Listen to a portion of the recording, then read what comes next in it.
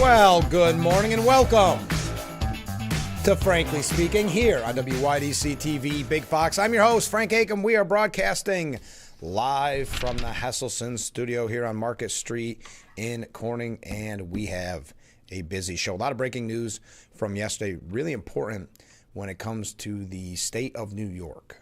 We're going to kick off with that, but then we're going to dive more in depth to talk about it, and that is the announcement that it does look like Bruce Blakeman is going to primary Elise Stefanik. This is, well, to some, not to be biased, to some, it would be troubling news. We'll talk about it in just a second. Let me first read this comment that came in after yesterday's broadcast. To President Trump and New York State income tax, as a 30-plus year retired teacher, along with nurses, firemen, and policemen who, with a measly pension, am about to get priced out of my apartment, we need a subsidy or something. Thank you very much to that viewer. Making a mess already this morning. Okay, so yes, this breaking yesterday that it does look like Nassau County Executive Bruce Blakeman is going to announce his bid for New York governor.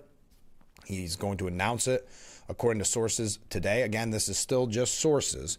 This is still nothing guaranteed. Now, what does this do?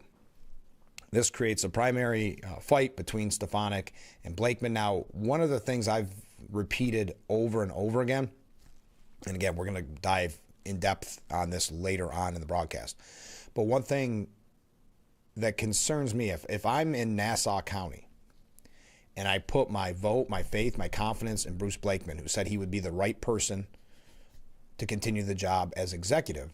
And then essentially the day after he wins it, after you put your trust in him, he said, you know what, maybe I don't want this job. Maybe I want to be governor. But sources say Blakeman will formally declare his candidacy this morning following weeks of speculation. Why he waited so long, why he waited until Stefanik announced. A source, which most likely is a part of his campaign, said Bruce will focus on making Empire State more affordable and safer while putting New York first. Now, later in the broadcast, we'll tell you what sort of anonymous sources in the Stefanik campaign had to say, and they did not pull any punches. If you follow Elise Stefanik on social media, you'll see that she tried to get ahead of this by posting a lot of endorsements from the various GOP chairs throughout the state, Joe Semplinsky being one of them. And we'll read that to you later on in the broadcast as well. But putting forth the idea that the support is behind her, even going up to the chairman, Ed Cox, endorsing her earlier in the year, but not that long ago. Speculation has been swirling over whether Trump will weigh in. So far, when asked about it, President Trump said, she's great, he's great. We'll see how it all plays out. She's great, he's also great. Well, I'll think about it, he said, whether or not he'll endorse. He's great and she's great. They're both great people. We have a lot of great people in the Republican Party. Now, Stefanik has been scrambling to consolidate support amongst the party bigwigs since Blakeman first publicly revealed he was seriously considering throwing his hat in the ring. Of the 62 local county GOP chairs across the state, 58 have endorsed Stefanik. So out of 62 GOP committee chairs, 58 have endorsed Stefanik. Her backers include rival Representative Mike Lawler, who had an eye on the run for governor quite some time ago, but dropped out for Stefanik, essentially. Early polling shows that Stefanik is a clear early favorite over Blakeman. Let's face it, unless you're very much in the know, unless you're or if you're in Nassau County, but if you're very much politically minded, you're not probably going to know who Bruce Blakeman is, but you're going to know who Elise Stefanik is. Elise Stefanik has a national level name. Bruce Blakeman, some would say, has a name within his own circle.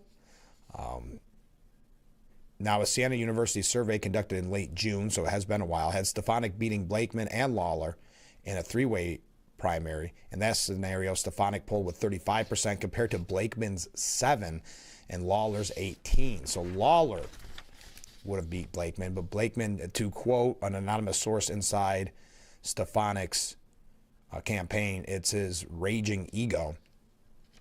Stefanik's team immediately went on the offensive yesterday evening accusing the Nassau exec of working with Democrats and running to stroke his ego. We're going to tell you more about what was said, but I'll give you a quick part of that quote. Bruce has no shot and is putting his raging ego first and New Yorkers last as he blows up the best opportunity in a generation to save New York. Oh, that wasn't an anonymous source. I apologize. It was Stefanic's spokesperson, Bernadette Breslin. After a career of colluding with elected Democrats, Blakeman's swan song is choosing to prop up Kathy Hochul. So that is, I think, for many out there, should be sort of disturbing news if you wanted to see a clean race against Stefanik and Hochul, because what this sets up for was Hochul was going to have that primary with her lieutenant governor, Delgado. Now, the term is bloody someone up, in a primary because it gets messy with the name calling and the money spending. It wouldn't have been a horrible fight, unless, again, this is to not put into context if there is a Democrat Socialist of America candidate. As of right now, there is not, but she could have a challenge, meaning Hochul could have a challenge in that level. But right now, it is just her lieutenant governor primarying her. But that would still hurt a little bit. We'll put it that way. Hurt Hochul a little bit. Stefanik, now, if Blakeman does declare, now she's going to have to spend money that could have been used to run against Hochul. She's going to now have to spend money to beat Blakeman. Probably not all that much because she should have no problem defeating Blakeman. But still, it is the time wasted that she could be focusing on Hochul. That is why I think many, especially in the Republican world, are not going to think very favorably of Mr. Blakeman in the future. I can understand Stefanik's team and their concerns that this is more of a setup to protect Hochul.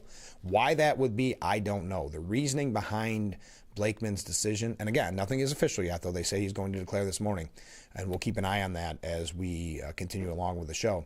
But again, I don't know the reasoning other than, to at least Stefanik's spokesperson's point, is it an ego thing? That is what it seems to me. That's what we kind of speculated before, when it was maybe just he likes this idea of keeping people on their toes. But now, if he officially declares, then I think you're going to see a problem when you have that many GOP chairs, 58 supporting out of 62 supporting Stefanik. This is opened a can of worms, folks. We'll put it that way. This is not, to be 100% honest, this is not great news. Now, will Stefanik eventually beat Blakeman? I would, if I was a gambling man, I'd put money on it. This should be the time, because remember, we were a little bit critical that Stefanik didn't declare earlier.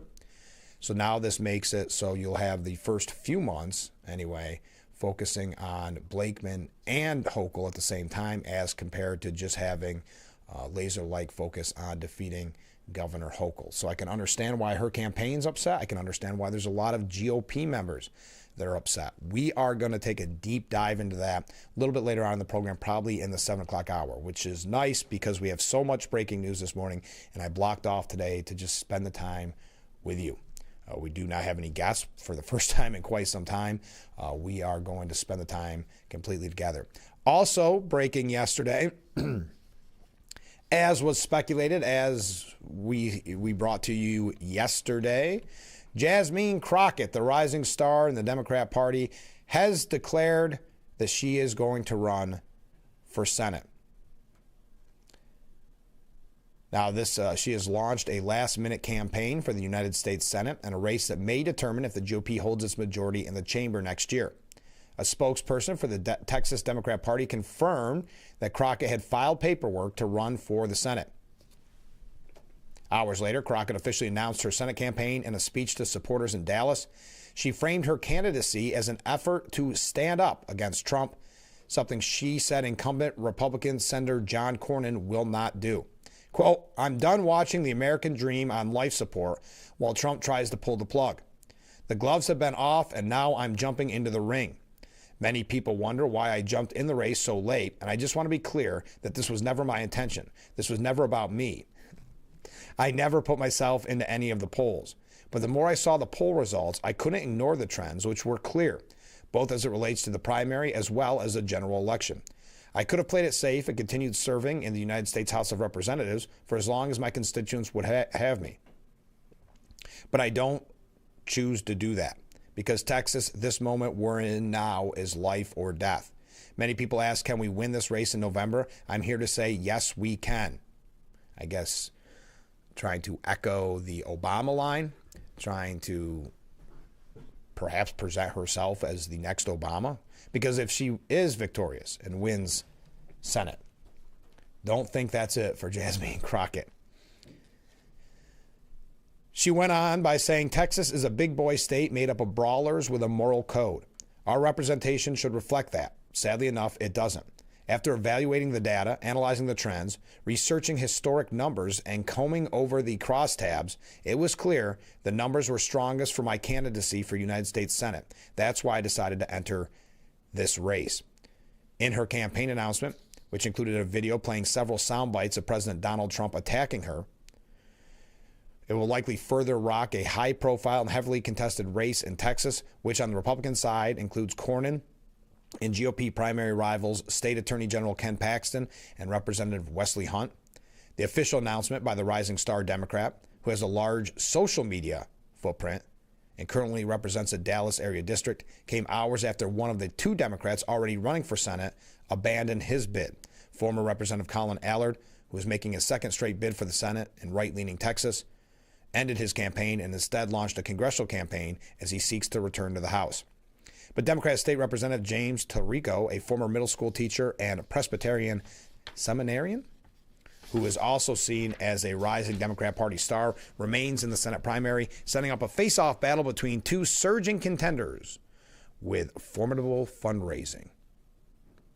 Now, Tallarico responded to Crockett, saying, we're building a movement in Texas fueled by record-breaking grassroots fundraising and 10,000 volunteers who are putting in the work to defeat the billionaire mega donors and puppet politicians who have taken over our state.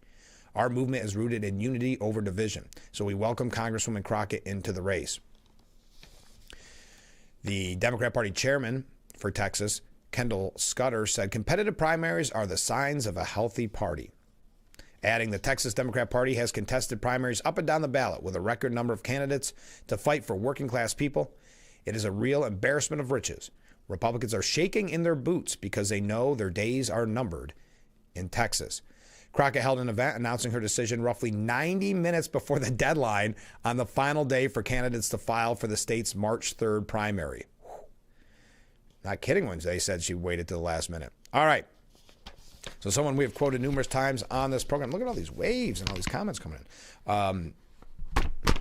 Someone we have commented about a lot, a rising star in the Democrat Party, Jasmine Crockett, running for the United States Senate. We may dive into that a little bit later on as well. We're going to have a couple of quick things to get to before we talk more about Elise Stefanik and Bruce Blakeman, though. Feel free to weigh in at any time on that issue. But we're going to have some breaking stories, some things that tie in with topics that we've been discussing for weeks, in some instances months now. One last thing before we go to break.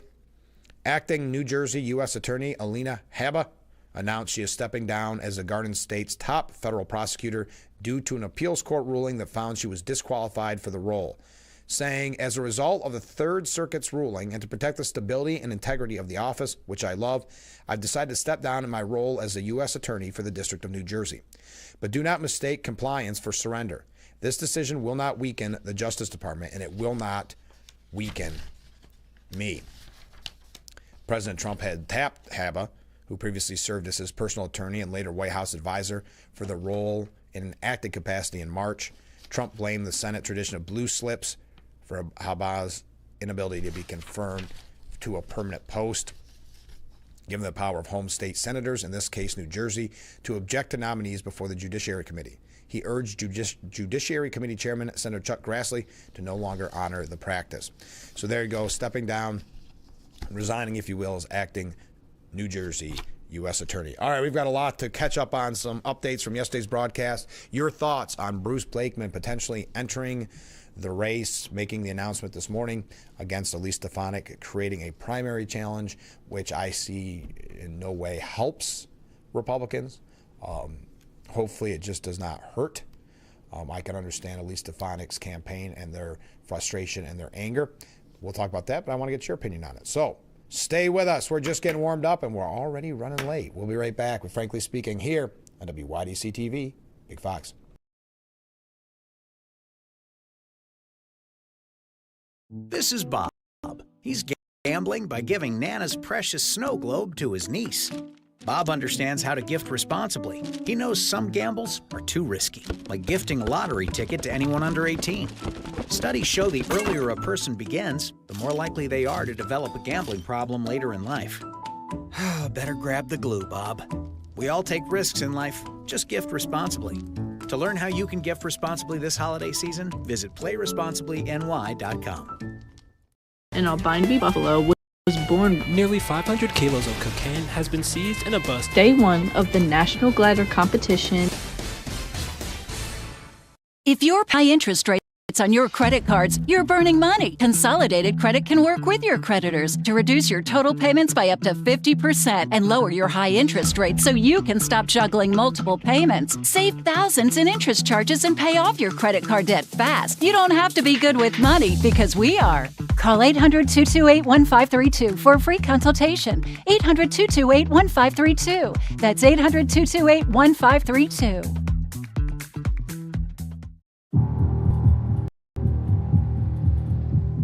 United Way fights for the health, education, and financial stability of every person in every community. Will you? Whether it's our stories, the warmth of our laugh, or our family's secret sauce, we all bring something different to the table. So make some space. The power of connection is waiting right outside your comfort zone. Learn how you can help strengthen your community at belongingbeginswithus.org/teamup.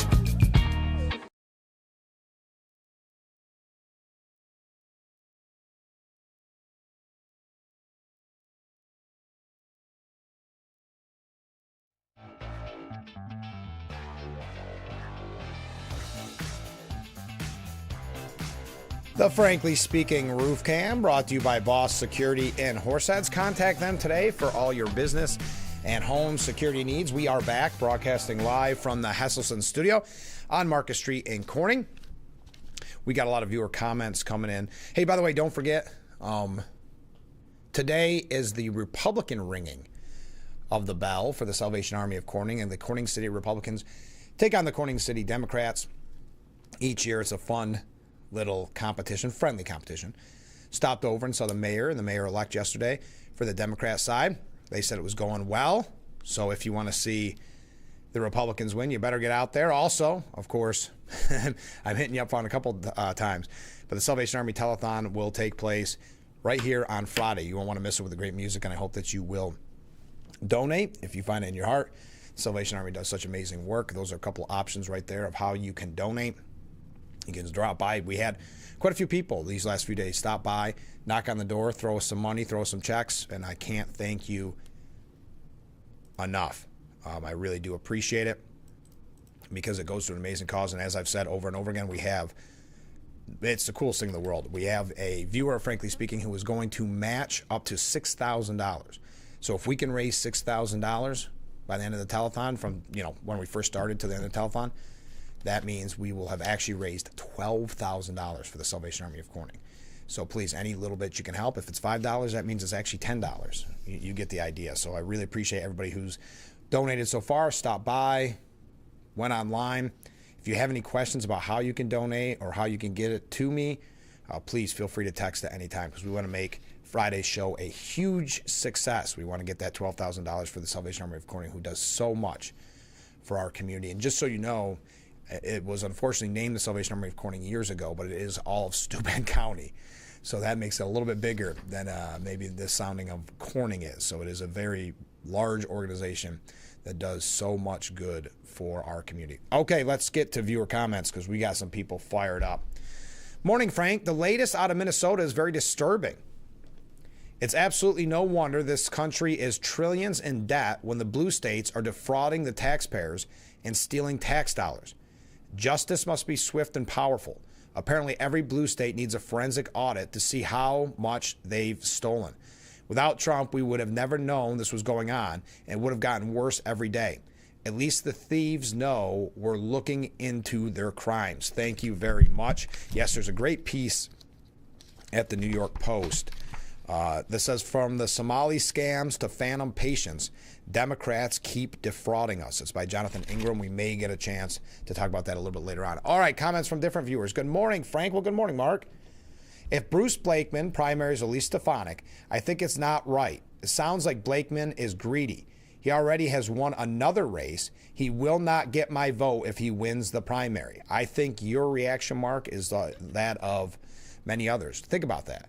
If you're in Nassau County and you trust Mr.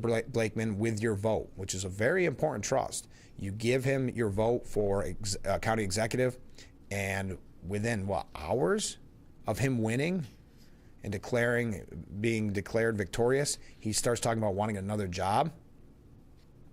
That's the kind of trust that we're supposed to have in him. So I understand your mindset, Mark. I really do. Comment from a different viewer. I had never heard of Blakeman and know nothing about him, but I get the impression that he's a slimy snake who has been convinced by Democrats to primary Stefanik. Thank you very much. Comment from a different viewer. In regards to Blakeman running, apparently New York State has its very own swamp. No one saw that coming, LOL. Yes, I just don't understand it. And I'm so glad that on Thursday's program, we're going to be talking with former congressman, current assemblyman, and also current Steuben County GOP chairman who has endorsed Elise Stefanik. I'm excited to hear his opinion on this. That's Thursday. Now, again, nothing is official, but there's too many sources that sound like they're from his campaign, meaning Blakeman, that he's probably, most likely, going to announce today that he's going to primary Elise Stefanik. All right, we are going to talk about that more in depth, but please keep those comments coming in. They're great. I'd love to talk about that. We could talk about the whole show, but we've got a couple of quick little things that I wanted to hit on. President Trump did get you could say, a rare nod of approval for his Kennedy Center hosting debut. Coverage from both Politico and the Washington Post included notably favorable commentary, with observations about his showmanship and polished remarks. Now, of course, you anticipate negative coverage with anything that Trump does. Politico Playbook said that Trump's performance was, quote, not half bad. Well, in the media world, that's glowing praise for the president. With White House reporter Megan Mersley and podcast host Jack Blancard highlighting his presence at the Kennedy Center. The Washington Post echoed that sentiment, noting that Trump appeared loose and funny, with his delivery more focused and scripted than his usual public remarks. The Post further described the event as a shakeup of the traditional gala, transformed under Trump's personal leadership. Anyway, I don't want to go through all that, but interesting that when there's two okay reviews, we have to take that as a huge victory. Also, I forgot to mention this, and I kicked myself. When they were talking about the tree lighting ceremony in New York City, did you see that they would not call it a Christmas tree? They went out of their way to avoid any mention of the Christian holiday during the tree lighting ceremony in New York City. Well, on the podcast Fly on the Wall, Dana Carvey and David Spade talk about their time with Saturday Night Live. They talk about topics of the day. Well, David Spade, the comedian, said, "I will say that Christmas is taking a little bit of a beating lately. It is December, and I saw the other day there was a tree lighting ceremony for the Christmas tree in some dopey mall, but it said tree lighting ceremony. And they were careful not to say the word Christmas during the whole ceremony." I thought that was in New York City, but no, this was in a mall, excuse me. Why? So it's just a tree. And you go, I would understand if you said they're doing the tree lighting at a certain mall or whatever. You go, okay. But to consciously avoid that, then what is the tree for? A December to remember? Is it a Lexus dealership? Why do we have for the whole month? Isn't it for Christmas? Dana Carvey pointing out, I've never met someone from another religious faith that was upset about a Christmas tree. I'd say stop the baloney is what Spade said. Yes, because everyone loves Santa and the tree and all the trappings. They like all the things about it. Don't say the word. If you're of a faith, it's about Christianity. But I think at this point in America, it's just Christmas. It's a fun holiday. Yeah, it's amazing to me That's how PC. That's why we've talked about this before, and I've got some examples of this on college campuses, that you've got to keep in mind. Sometimes I think after Trump won, I think some more conservative people or some Republicans or even moderates said, okay, the woke days are over. They're behind us. They're being destroyed. I think it's far from that. We're going to tell you one other quick holiday update, because how many times have I mentioned this on the program in years past as well? It's that time of year where you start to get lectured that you cannot talk to your uncle about Trump, that you should write off your family and friends if they're Trump supporters. Well, Kristen Fleming has a great piece on this, and it's just kind of an update from a story that we bring to you during the holidays every year. So we'll talk about that when we come back. Yes, we can talk definitely more about Bruce Blakeman potentially entering the race against Elise Stefanik. The sources are saying that he is going to announce this morning. I'm going to keep an eye on that. Probably would be after the show, but maybe not. If you hear anything, let me know. Okay, stay with us. I'm running just a little late. We'll be right back with Frankly Speaking after this.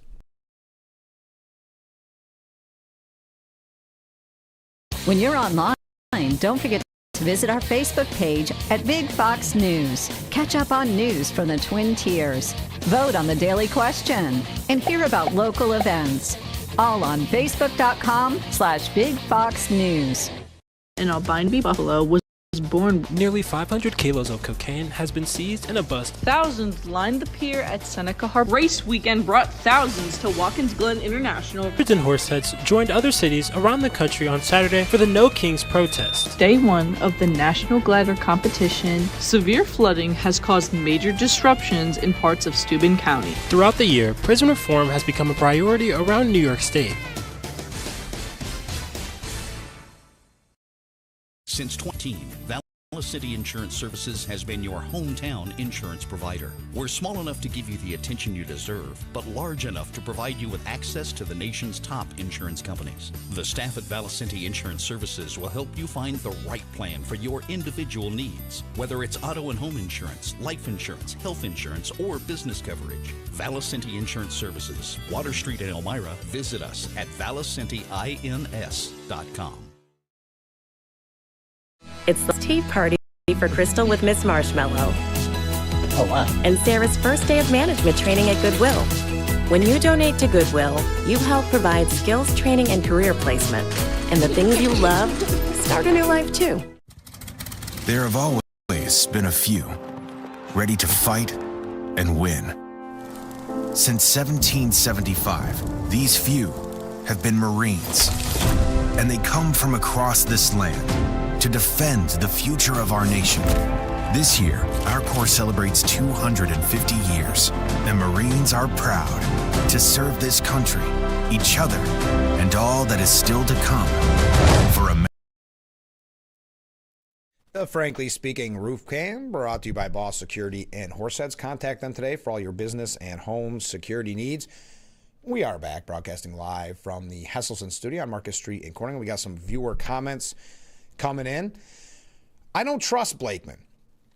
We've seen before in New York State how certain Republicans will enter a race only to help their Democrat comrades win. That's exactly how this sounds, as the Democrats are scared to death of Stefanik. Well, let's put it this way. Let's put it really succinctly. Let's boil it down. Let's get it down to the brass tacks. Any other cliche you can think of. Hochul loves this news if Blakeman announces. And doesn't that speak volume? She loves this idea. There's no doubt. So, yes, I would agree with you that something smells fishy. Mark writes in to clarify his past comment. A no vote for Blakeman doesn't mean I'll vote for Hochul. I just won't vote. Well, I assumed, Mark. I didn't think you were going to have your Hochul yard sign up if Blakeman wins the primary, but I understand. Unfortunately, I think it could lead to one of these unfortunate third-party candidate. Well, no, I don't think Blakeman's not going to win. That's the frustrating part. Well, we're going to talk more about it. If you are just joining us, if you're just waking up, it is being announced by the New York Post that it looks as if Bruce Blakeman is going to declare his candidacy to run against Elise Stefanik later this morning.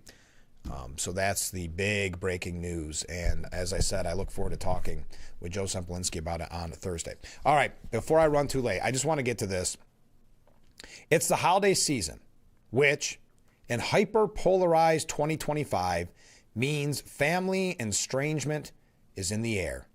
Or as the kids raised in therapy society call it, going no contact.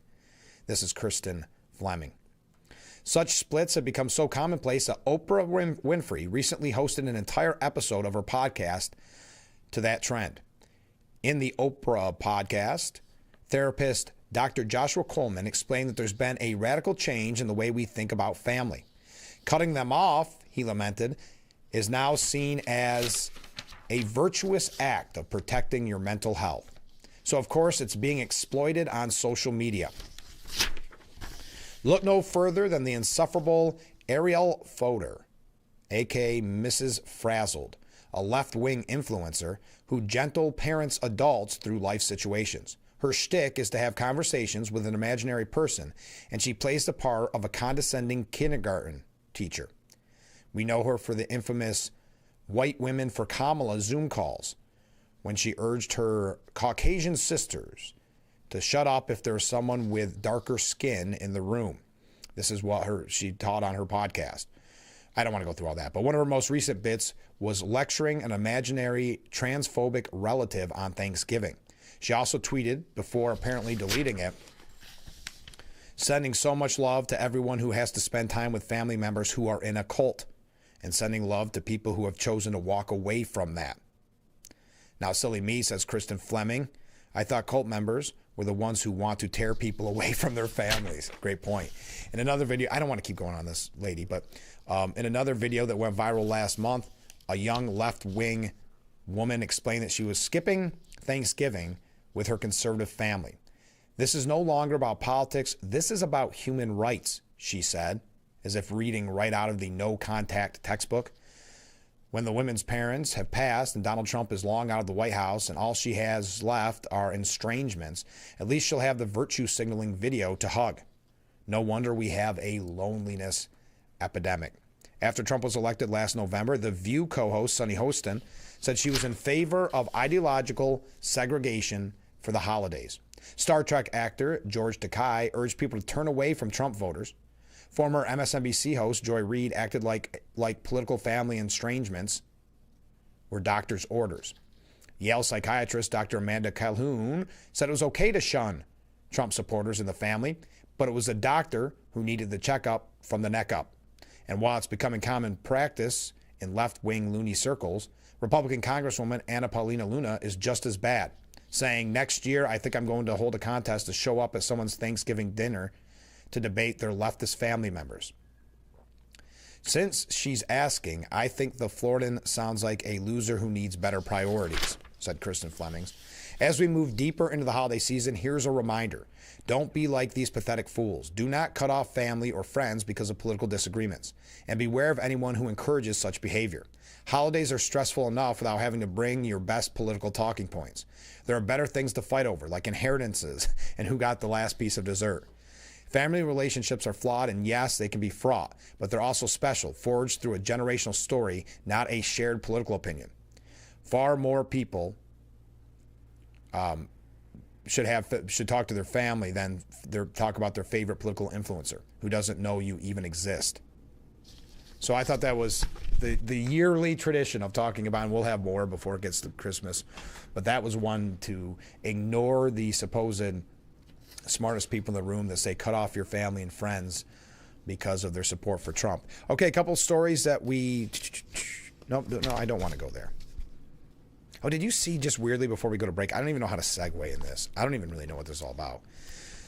The man accused of attempting to blow up both the Republican and the Democratic National Committee in Washington on January 5th, 2021, Brian Cole Jr., the alleged pipe bomber, was a highly active My Little Pony fan.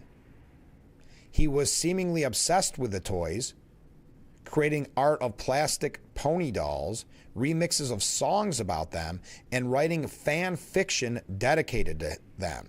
His works are spread across various social media accounts, linked to Cole's email address and phone number. My Little Pony.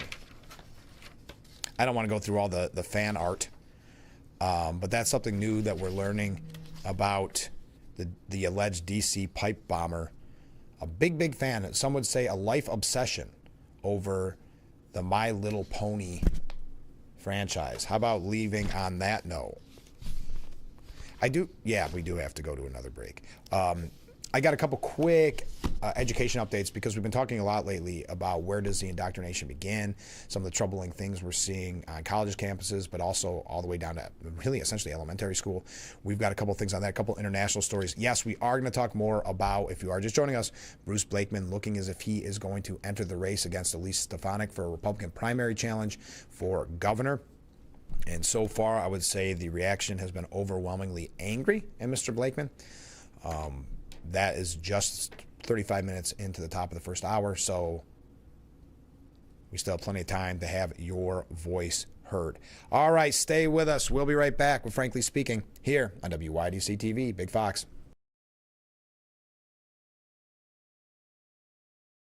When it comes to cleaning your house or business, Magic Rags Cleaning Service has you covered from ceiling to floor. With powerful steam cleaning and attention to detail, we have you covered for moving out cleans, move-in cleans, Airbnbs, or just keeping everything neat and tidy. We go above and beyond in our residential and commercial cleaning, and our professional crew makes sure that your house or business is always ready for company. Call our number or schedule an appointment on Yelp or Facebook today. An Albany buffalo was born. Nearly 500 kilos of cocaine has been seized in a bust. Thousands lined the pier at Seneca Harbor. Race weekend brought thousands to Watkins Glen International. Hundreds and horseheads joined other cities around the country on Saturday for the No Kings protest. Day one of the National Glider Competition, severe flooding has caused major disruptions in parts of Steuben County. Throughout the year, prison reform has become a priority around New York State. 10 billions of tickets. Tens of millions of tickets. Tens of millions of tickets. Thank you, VetTix. Thank you. Thank you, First Tix. Thank you, VetTix and First Tix. Thanks to your support, the nonprofits VetTix and First Tix have given away tens of millions of tickets and counting to vets currently serving military, the immediate family of troops killed in action, and our brave, current, and former first responders. These tickets are a meaningful way to say thank you to America's heroes and help them re-engage with American life by giving them free, fun experiences and new happy memories that'll last a lifetime. And now, we want you to be part of the mission. Got extra tickets to concerts, games, or special events? Or want to see if you qualify? We want you to go to vettix.org and firsttix.org today. Give something to those who gave.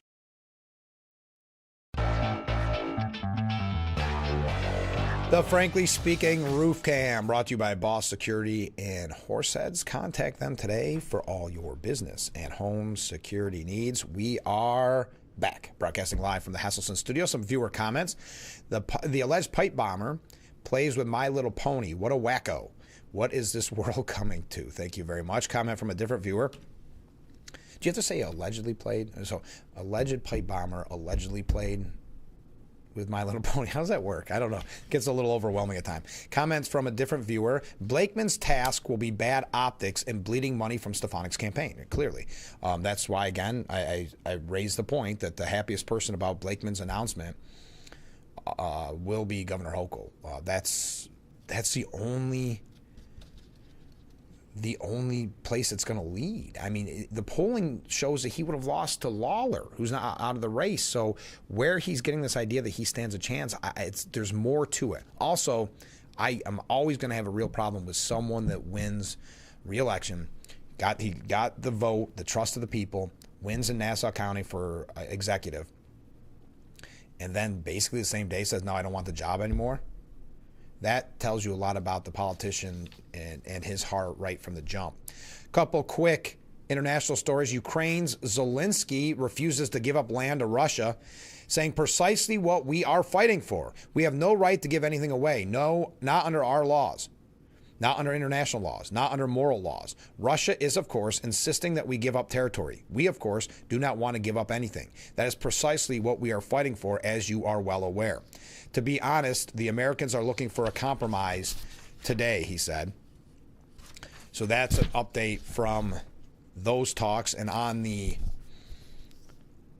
Hamas scenario, Israel's foreign minister warned that Hamas is not committed to the U.S.-backed peace deal. Speaking with the New York Post yesterday, Foreign Minister Gideon Saar slammed Hamas's latest insistence that it would neither give up its arms nor cede power to an international board unless its demands for Palestinian statehood were met. Quote, let me try again. Quote, we will give a fair chance to see whether we can get Hamas to disarm and Gaza demilitarization in the context of the plan. If not, we will have to do it ourselves. So there are two quick updates. All right, as I mentioned, since we're talking about Israel, as I mentioned, we've talked about the education system so much and what we're dealing with when it comes to indoctrination. We had those two great pieces yesterday, one from a student who is a conservative, speaking to fellow conservatives on college campuses and the real fear that they have to censor themselves, the real fear that they have to change their beliefs, at least in paper form, to get a passing grade, calling it essentially indoctrination by these professors who have been always surrounded by yes people, meaning the students, that can have no pushback, have no real conversations. And then we heard from a teacher over 30 years talking about how younger people are now embracing socialism. But we've talked, and it's happened locally, but this anti-Semitism that is running amok, Van Jones, sorry, you can tell I was listening to some music this morning. Van Jones saying that the Democrat Party marbled with anti-Semitism. We see it rising on college campuses and in the streets. That recent, very troubling episode in New York City where people were threatening members that were going into synagogue. Well, listen to this. You wonder what level it starts at. 8 San Jose high school students formed a human swastika on their school's football field in a horrifying display of anti-Semitism that has sent shockwaves through the Silicon Valley community.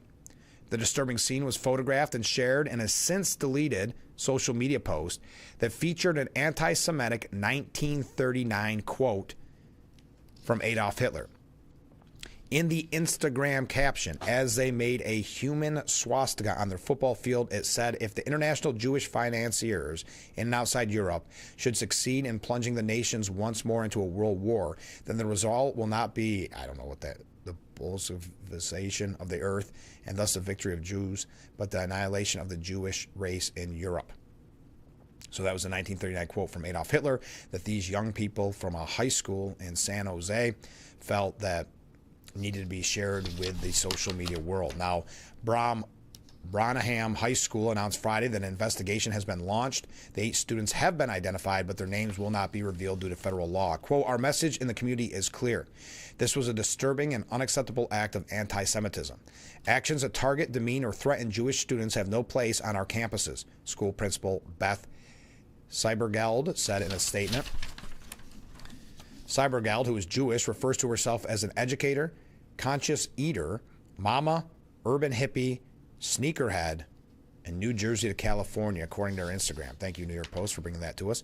Mayor Bernanke with the Bay Area Jewish Coalition said that a fellow student at Branham High School came across a shocking photo and alerted his parents and other family members.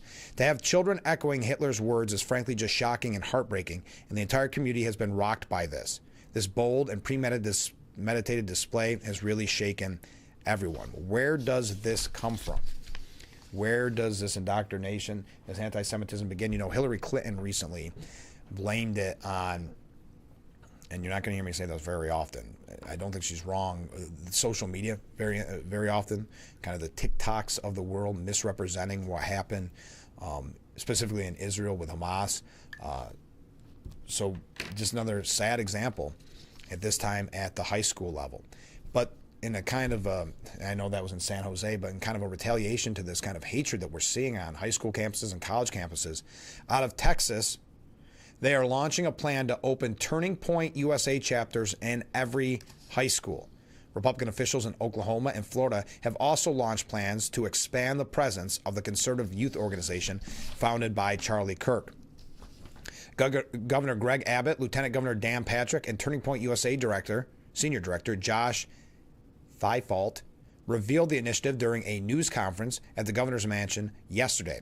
They did not outline any plans that would require schools to initiate the clubs, but Abbott said that he expects meaningful disciplinary action to take place against any stoppage of TPUSA in the great state of Texas. Quote, let me be clear. Any school that stands in the way of a Club America program in their school should be reported immediately to the Texas Education Agency. So kind of giving you one bad story, and there we're trying to give you one good story to kind of combat that hatred on college campuses. Oh, as an update from... No, we got a couple other things. I know. I started you off with the Blakeman story, and then I moved away, and I've been bopping around to a whole bunch of different topics. But we are going to get back to Blakeman, potentially. Looks like he's going to announce his run for governor this morning. A couple quick housekeeping notes. First of all, while we chat, I'm going to put up the QR code if you want to donate to the telethon coming up on Friday while we chat. Okay, on tomorrow's broadcast, Steuben County Sheriff Jim Allard will be joining us. So at any time, get your questions in for the sheriff. Also, on Thursday, we are going to have former congressman, current assemblyman, and current Steuben County GOP chair, Joe Sempolinski. Joe will be joining us on Thursday. And then Friday, it's the big Salvation Army telethon that we look forward to each year. We're going to hear great music from the Crystal Chords, great music from Doc Possum. We're also going to have some special guests stop by and say hi, and you'll get to meet our new captains at the Salvation Army. I don't know how often they do interviews, but they've agreed to sit down to an in-depth interview right here on Frankly Speaking. We can't wait to talk to them and have you get to know our new captains. That is the QR code where you can donate. Let's raise that $6,000, folks. It'll be matched by a very generous donor, very generous, Frankly Speaking, donor. And I've talked about this in the past. That's what makes this show so special, that we put our money where our mouth is. When we talk about building up the community and helping the community, it's not just blowing smoke.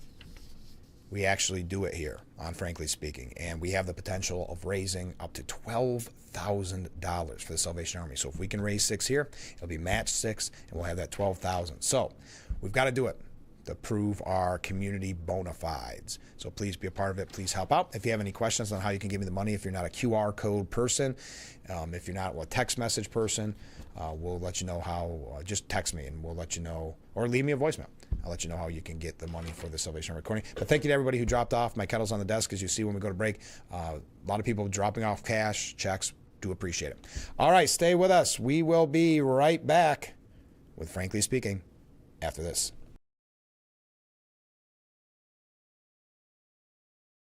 More cars, lower prices. Simmons Rockwell. Make car buying simple when you drive your deal at a Simmons Rockwell location near you, where you'll always find more cars at lower prices. When you're online, don't forget to visit our Facebook page at Big Fox News. Catch up on news from the Twin Tiers. Vote on the daily question and hear about local events. All on Facebook.com/Big Fox News. In Albany, Buffalo, was born. Nearly 500 kilos of cocaine has been seized in a bust. Thousands lined the pier at Seneca Harbor. Race weekend brought thousands to Watkins Glen International. Hundreds and horseheads joined other cities around the country on Saturday for the No Kings protest. Day one of the National Glider Competition, severe flooding has caused major disruptions in parts of Steuben County. Throughout the year, prison reform has become a priority around New York State.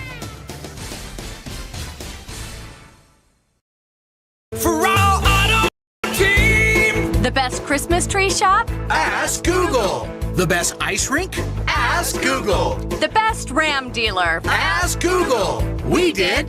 Google reviews from customers rank Ferrario Ram in Elmira the highest Ram dealer in our area. If you don't see me, I can't save you any money. Wrap up the year's sales event going on now. Visit Ferrario in Elmira or at Ferrario.com.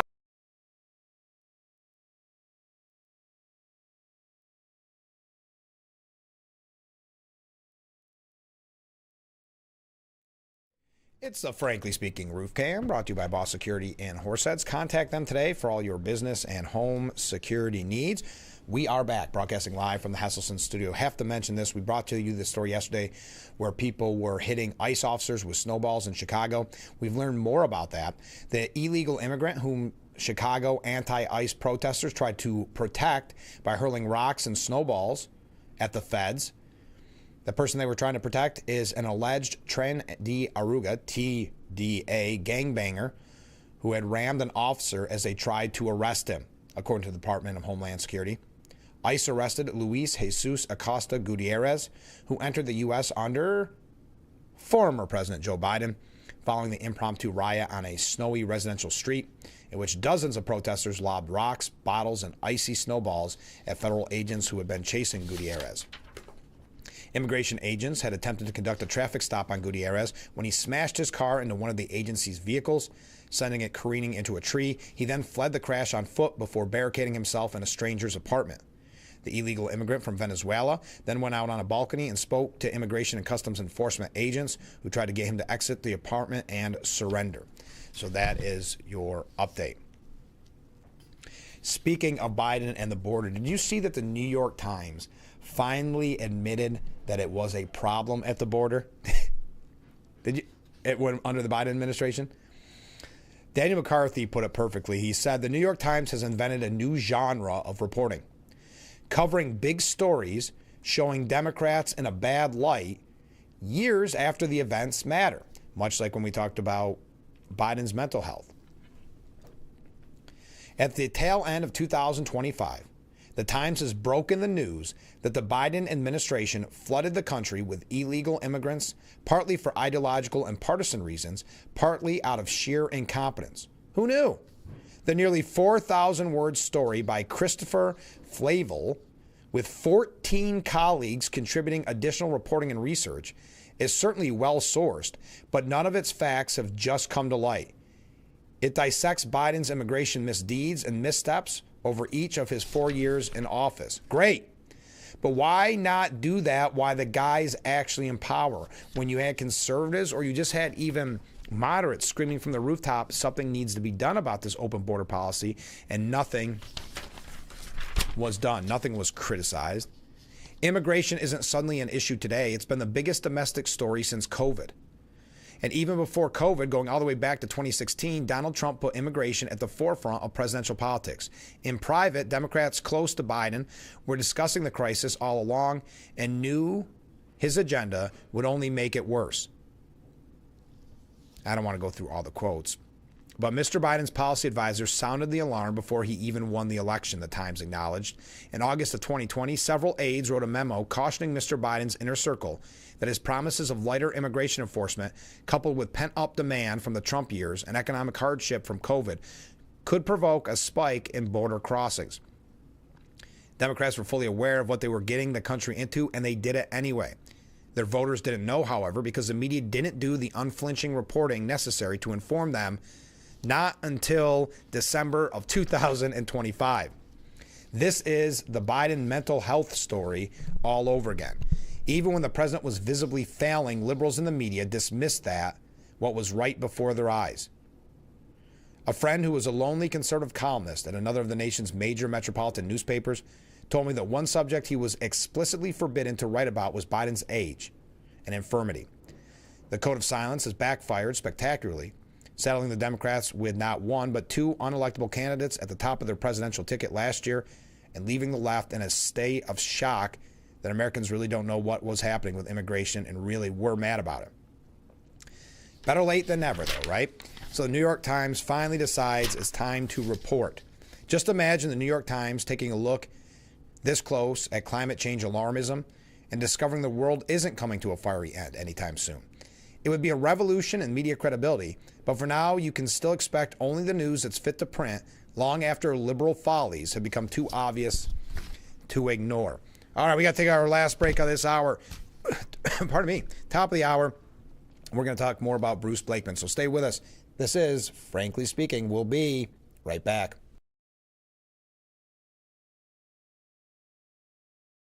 Your tap water is delicious. I know, right? It's this Culligan Smart drinking water system. What do you think is going on in there? I'm smelling a touch of chlorine.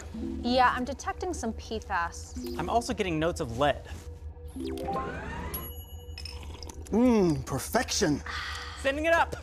Here we go. Certified to reduce more than 70 contaminants. It's like having your own team of water experts. See the smart difference at Culligan.com.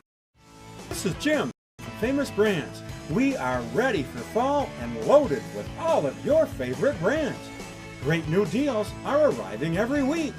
We have the largest selection of clothing and footwear in the Finger Lakes, all at below retail prices.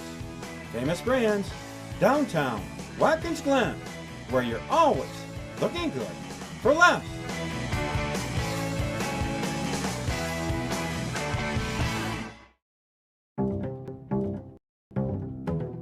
Imagine checking your own heart with medical precision from anywhere.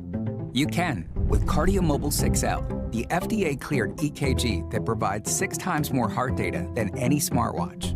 And it detects 3 of the most common arrhythmias in just 30 seconds, including atrial fibrillation, bradycardia, and tachycardia.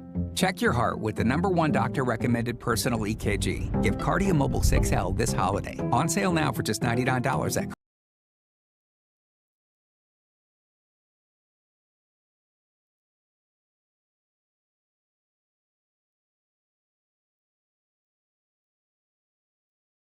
The Frankly Speaking Roof Cam, brought to you by Boss Security and Horseheads. Contact them today for all your business and home security needs. We are back, broadcasting live from the Hesselson studio. Comment from a viewer. Mark says, correct me if I'm wrong, but didn't Biden put Harris in charge of the border? And she never went there. What a scam to get illegals in our country just for votes. Go get them, ICE. Yeah, that's what the New York Times reporting is essentially saying, that they were warned that this was going to be a disaster, and they went with it anyway. Last story for this hour, and then we're going to kick off hour number 2 with the Bruce Blakeman saga. But first, President Trump is headed back out to the campaign trail to fight for Republicans in the 2026 midterm election, according to White House Chief of Staff Susie Wiles. This is great news. She was speaking to a conservative organization, Moms for America. She said Trump would work very hard to keep the majority in both the House and Senate next year. I haven't quite broken it to him yet, but he's going to campaign like it's 2024 again. All these people that he helps, he doesn't help everybody, but for those he does, he's a difference maker. And he's certainly a turnout machine. Typically in the midterms, it's not about who's sitting in the White House. You localize the election and you keep the federal officials out of it. We're actually going to turn that on its head and put him on the ballot, meaning Trump, because so many of those low propensity voters are Trump voters. She pointed to the Democratic sweep in last month's off-year election, including the stunning election of socialist Zohran Mamdani, as proof that Trump needs to mobilize Republican voters. We saw what happens when he's not on the ballot and not active. The chief of staff also said that Trump started raising money for the midterms the day after the election. He's sitting on a huge war chest to help these people, and he'll use it. Nobody can outwork him, so there's every reason to be confident. There you are. That's a good way to end hour number 1. Thanks to everybody joining us. Thanks for all the comments. Thanks for all the waves. Keep them coming in. We'll kick off the next hour with New York State issues, specifically Bruce Blakeman moving to run for governor against Elise Stefanik. We'll talk about that. Get more of your comments when we return. This is Frankly Speaking here on WYDC TV, Big Fox.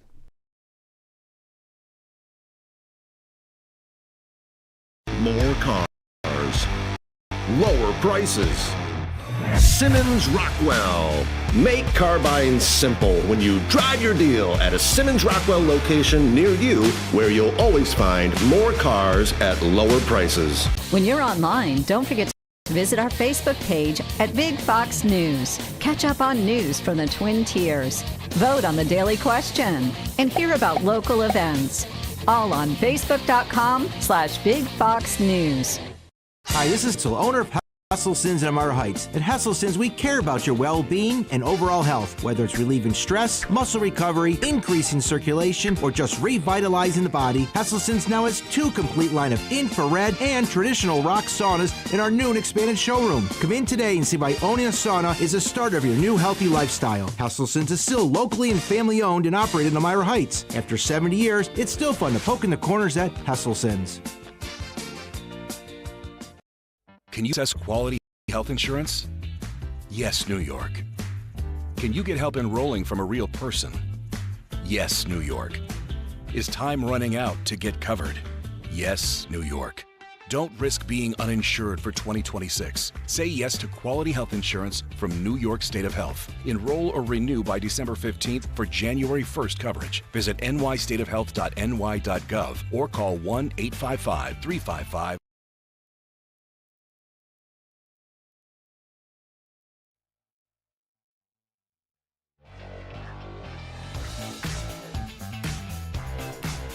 And we welcome you to hour number 2 of Frankly Speaking here on WYDC TV Big Fox. I'm your host, Frank Acom. We are broadcasting live and proudly from the Hesselson studio here on Market Street in Corning. We've covered so many topics this morning. We've gotten such great comments from viewers, but arguably the biggest story statewide this morning is that it looks as if Bruce Blakeman is going to primary Elise Stefanik. Now, this raises a lot of questions, we'll put it politely.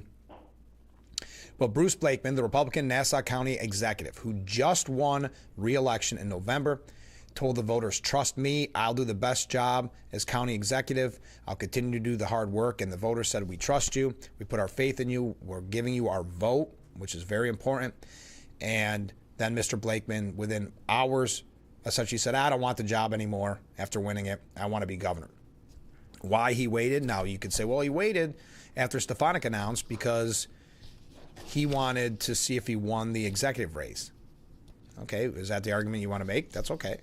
I mean, you're right. It just, does that sound any better? He is taking steps to kick off a run for governor of New York in the coming days, according to 3 people familiar with his plans. This came out yesterday. The New York Post was reporting that he could announce as early as this morning.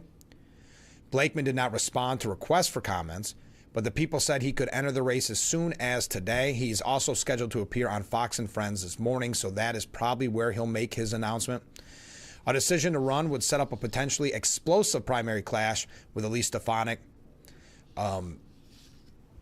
What that means is an expensive fight where no one really, there'll be a winner, but no one clearly comes out the winner, where Elise Stefanik should be focused laser-like on Hochul from here on out until November. Instead, she will have to take this kind of sideway path to figure out how to defeat him. That'll cost money, that'll cost time, that'll cost energy, et cetera, et cetera, et cetera. Stefanik has worked furiously behind the scenes to fend off any primary challenge to maximize her chances against Hochul. Now a fight with Mr. Blakeman threatens to drain meaningful resources and shift the focus away from Ms. Hochul. As we reported earlier, out of the 62 county chairs for the Republican Party, 58 support Elise Stefanik, and I have one here from Joe Semplinsky, as a matter of fact. So what is the reasoning behind Blakeman entering the race? Because let's be honest, most people that watch this program follow politics very closely. Were you aware of Mr. Blakeman?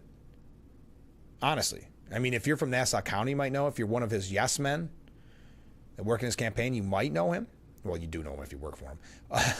But it's rare. As a matter of fact, I'll put it this way. I was looking through my list of past interviews, having a conversation about a few days ago, and I had interviewed him years ago and did not remember. So Mr. Blakeman, now the Nassau County executive, looks to be ready to declare that he's going to run against Stefanik, and I don't see any winner in this. The only person that's happy about this decision is Governor Hochul. Now, it's going to be interesting because everybody wants Trump to endorse. I don't want to weigh in on that. My opinion, I really hope that if he does endorse, it's Elise Stefanik. And if he's not going to endorse Stefanik, I hope he doesn't endorse at all. Stefanik's campaign quickly issued a lengthy statement on Monday attacking Blakeman as a spoiler. This is the quote that they sent. Bernadette Breslin, a spokesperson for Stefanik, saying, even those in Nassau County who are closest to Bruce Blakeman will tell you that everyone knows that Bruce has no shot and is putting his raging ego first and New Yorkers last as he blows up the best opportunity in a generation to save New York. Bruce's failed statewide electoral records speak for itself. He has lost every statewide primary and general over the last 3 decades in smashing fashion. And after a career of colluding with elected Democrats, Blakeman's swan song is choosing to prop up Kathy Hochul. Elise has raised more money in 6 months than Bruce Blakeman has raised in his entire 30-year political career. He has no support from Republican or conservative voters or party apparatus. Blakeman was discouraged from running at the highest level so as not to jeopardize Republicans' chances. It is unfortunate that he is putting his ego first to help prop up Kathy Hochul. What a great quote from Elise Stefanik's campaign. Now, Blakeman, if you're not familiar with him, which I'm sure you are not, is 70. He's a political force on Long Island, and that's what drives some of his ego. He thinks kind of in that bubble idea where if he can win there, he can win the whole thing. He has no name recognition. Polling back in June between the 3, Lawler's out now, but at the time it was Lawler, Stefanik, and Blakeman. He was defeated by Lawler, and at least Stefanik, of course, would have been victorious. He has drawn national news headlines by creating a force of armed volunteers to deploy in the case of civil unrest and seeking to bar transgender athletes from county facilities. Would you say he had, or maybe he's made national news headlines? I've got to say, I do not. I mean, I know of him because of the nature of this show, but I don't hear, it's like, I don't want to put words in Joe Semplinsky's mouth, but he said it on the show. There's a reason why so many people come up and say, hey, is Elise going to get in? Remember when that was happening? Is Elise going to get in? And then she finally did declare, and there was excitement behind it. A lot of people talking about Elise Stefanik. Not a lot of people talking about Bruce Blakeman, unless it's to talk negatively about why is he doing this. Blakeman first ran for state comptroller in the 90s. He has never won a statewide race. And while some of his more moderate positions, like support for abortion rights, might play well in a general election, his likely opponent is prepared to use them against him with the Republican primary voters. Now, I don't have to give you the history of Stefanik. Now, Blakeman and his supporters are not scared, saying we don't have coronations in our party. Competition is a good thing, and I'm going to travel around the state. And if I feel that I'm the best candidate to beat Kathy Hochul and run the state, then I'm going to jump in. He is likely to begin by seeking the support of fellow Republicans in Nassau County. Alphonse D'Amato, a former Republican U.S. Senator, said he expected Blakeman to run. Don't ever sell him short, D'Amato said. He's a hard worker. He makes a great impression. He had a good win, and if there's a primary, he'd be a very powerful candidate. I've got to say it. He just won the job of county executive, and he just told the voters in Nassau County, thanks, but no thanks. Thanks for nothing. Thanks for all your hard work, your volunteer hours, your trust in me to vote for me, but I don't want this job now. I want to run for governor. Now, keep in mind how that's double dipping, too, in a way. Elise Stefanik, unfortunately, maybe that's not the right term, but Elise Stefanik, unfortunately, has to give up her House seat to run for governor, taking that chance in a seat that she could probably have for as long as she wanted it. So she said, okay, I'm going to do that, show my dedication. He wins the county. He knows, the county executive, he knows he has it. So if he goes back after losing, or if he secures that Hochul win because he bloodied up Stefanik so bad, he goes back to his cushy job. That's what you voted for in Nassau County. Democrats, needless to say, even reporting here at the New York Times, Democrats are eager for Mr. Blakeman to run. Governor Hochul saying Monday, if there's a Republican primary, it makes it much more entertaining for me. Let's see how they out-MAGA each other in a primary. Yeah, I mean, look at it from her standpoint. Hochul. It's great for her because they are going to have to win that Republican vote, so they're going to, and rightfully so, they're both conservatives. They're unabashed Trump supporters. But while they're proving their Trump bona fide, she's going to be using that against them in perhaps the city, some other locations. The only one that wins in this, as of right now, that I can see, is Governor Hochul. I'm not saying that means Stefanik's done and counter out. Not at all. I'm just saying this is a very disturbing turn of affairs on what should have been an exciting time where we're all getting ready for our yard signs, Stefanik for governor yard signs, supporting her, going to see her speak, volunteering. But I do, well, I wanted to mention, I've got to say that again, though. Her spokesperson, Bernadette Breslin, seems so spot on with that. I know it's probably a little boring to hear it again, but I think it's got to be mentioned. Even those in Nassau County who are closest to Bruce Blakeman will tell you that everyone knows that Bruce has no shot and is putting his raging ego first and New Yorkers last as he blows up the best opportunity in a generation to save New York. Bruce's failed statewide electoral records speak for itself. He has lost every statewide primary and general over the last 3 decades in smashing fashion. And after a career of colluding with elected Democrats, Blakeman's swan song is choosing to prop up Kathy Hochul. Elise has raised more money in 6 months than Bruce Blakeman has raised in his entire 30-year political career. He has no support from Republican or conservative voters or party apparatus. Blakeman was discouraged from running at the highest level so as to not jeopardize Republicans' chances. It is unfortunate that he is putting his ego first to help prop up Kathy Hochul. Now, yesterday, Elise Stefanik was online sharing some of the endorsements that she received. Like I said, I reported at the 6 o'clock hour, out of the 62 GOP chair in New York, 58 have went to Elise Stefanik.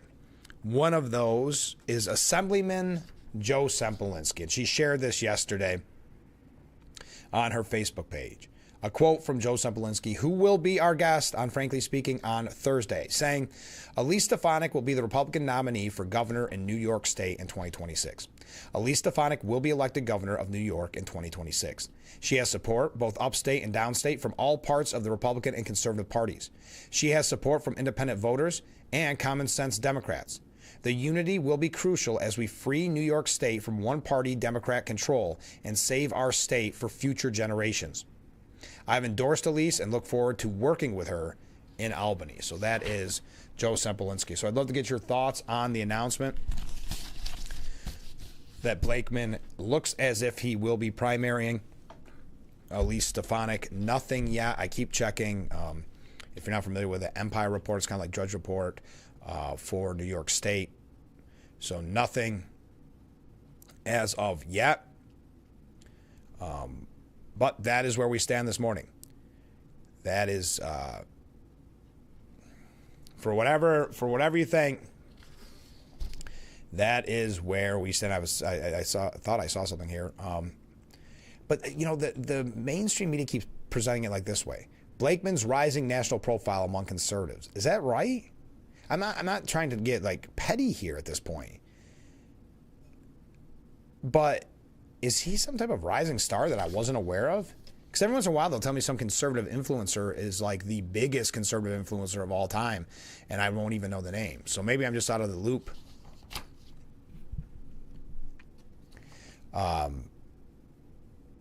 So there you go.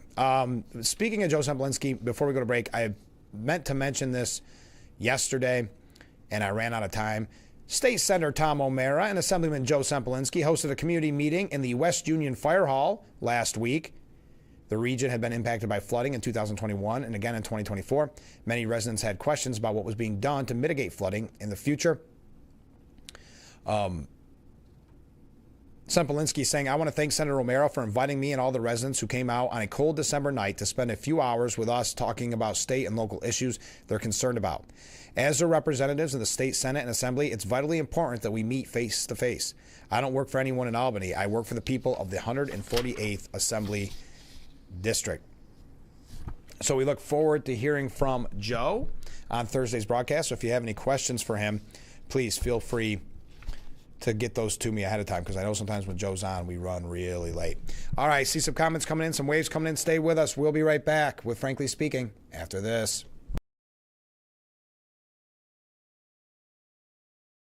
If you or a loved one regularly used hair relaxers or straighteners and were diagnosed with uterine, ovarian, or endometrial cancer, you may be entitled to significant financial compensation. I've used hair relaxers for years. I had no idea they could cause cancer. Chemical hair relaxers and straighteners have been linked to serious conditions, including several types of cancer. If you used hair relaxers and have been diagnosed with uterine, ovarian, or endometrial cancer, call us now. There's no fee unless we win your case. Call today. I did it all, but I'm human. How can I keep going like this? Who will listen to me when no one gets it? Is there a safe space for me? How will I handle it all? We all have a reason. 988 can help you find it.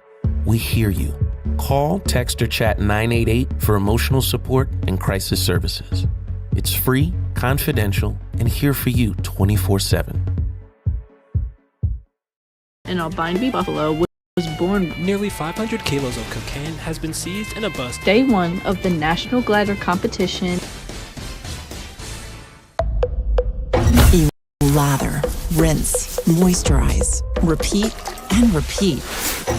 But it never feels like enough. It's not your products. It's your water.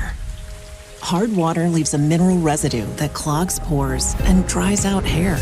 Culligan water softeners remove damaging minerals, revitalizing brittle hair and dry skin.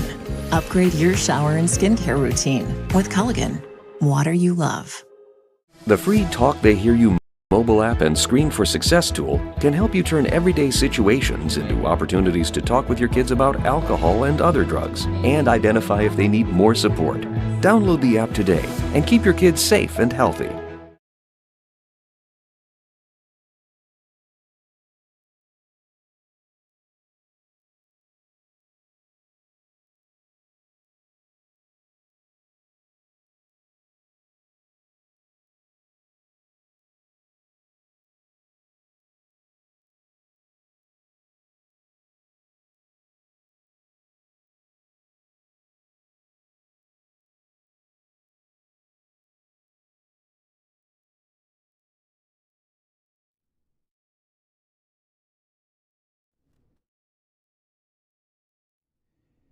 The Frankly Speaking Roof Cam, pardon me, brought to you by Boss Security and Horseheads. Contact them today for all your business and home security needs. I was just looking at all of these great comments from viewers as we broadcast live from the Hesselson's studio. All right, did I get them all? I don't think I got them all. I like the, what do you call those, GIFs that someone sent me of a coffee on the run. Thank you for that. Okay, let's go to some viewer comments. First off, and Mark, I appreciate you doing this yeoman's work to give me another opportunity to promote the Salvation Army telethon. And also, I do got to say, now the telethon, we've got that lofty goal because it's being matched. But I will add, because we talked about it yesterday, and it's very important to spread the word, with that friendly competition on Market Street. I'm going to put that's for the telethon. The QR code's for the telethon. But on Market Street, the Republicans and Democrats face each other in a friendly competition in the bell ringing challenge. Yesterday was the Democrats. I talked with the mayor, Bill Bolin, and Mayor-elect Pam Walker. They said it was a good turnout. They got some good money already right off the jump. So if you want to see Republicans continue their streak and be victorious, you can donate today. The Republicans will be ringing the bell today. I think Phil Palmisano's got a crazy schedule. He's there from like noon to like something crazy, 6 or something. It's going to be a cold one for it. So stop over, say hi, drop off a little money. They've got it's called a tip-tap or tick-top or something machine where you can just put your credit card up to a certain donation. And when you hear the beep, it's made that donation. So you can do it that way too if you're not someone that carries cash on you. That QR code, though, is for our telethon, which will be held on Friday. Our goal is to raise $6,000 between a couple weeks ago and the end of the broadcast on Friday, because that will be matched by a very generous donor, and that will mean a $12,000 swing for the Salvation Army of Corning. $12,000, which they let me tell you, they'll make that seem like even more with how great they are with their money. But the reason I mention it is because Mark says if people donate to the Salvation Army with check or money order, it's tax deductible. Yes, Mark, thank you very much. Okay, I'll take that off for now, but if you have any questions on how to donate, let me know. Comment from different viewers. Blakeman knows he won't win. His purpose is to be a disruptor. Yes, again, Bruce Blakeman looking as if he will announce today that he's going to primary challenge Elise Stefanik. Expect us to talk a lot about it tomorrow, too, if he does. Comment from a different viewer. Okay, if D'Amato is your biggest supporter, he must be a loser. D'Amato saying that Blakeman stands or never count him out. He's a good guy, something like that. That's what that viewer says, though. Comment from a different viewer. Good morning, Frank. Well, good morning. If there's a primary, when would the voting take place? Any idea? It would be in June at some point. As far as I know, the political calendar, I mean, it's probably set somewhere, but it's not handy that I have anywhere for 2026. But it's normally June-ish, end of June. I'll let you know as soon as that breaks. But yeah, that's the problem. You've got all those months that you're wasting. And we'll talk with Joe Sempolinski about this, but because maybe it's something different when it's a governor's race, but I don't think so. That means that whole time she'll be focused on Blakeman, and Blakeman will be focused on her instead of being laser-like focused on Hochul, which is what is needed if a Republican stands any chance. And that's why I understand her spokesperson, meaning I keep saying her, Elise Stefanik's spokesperson's comments, essentially saying he's just doing this for his ego and he wants to be a spoiler to give Hochul the win. He's doing this to protect Hochul and prop up Hochul, and that's really what it seems like at this point. Now, I know there's some mechanisms in there about how if you have so many county chairs, GOP county chairs, that makes her the favorite, or that makes her the pick, but he can still get the signatures to primary her. Gets a little bit in the weeds, a little bit wonky. So that's why we're glad Joe Sempolinski is going to be on the program on Thursday. He'll clarify exactly the time frame and what we're looking at and what that means if he decides, meaning if Blakeman decides to declare he's going to run. Ken writes in, I've never heard of Blakeman. I hate to use a phrase from Elon Omar, but I would bet it's applicable here. Quote, follow the Benjamins, baby. And it may not be just for the pay and power of being the New York governor. Hochul's handlers may have promised him a big payday if he runs.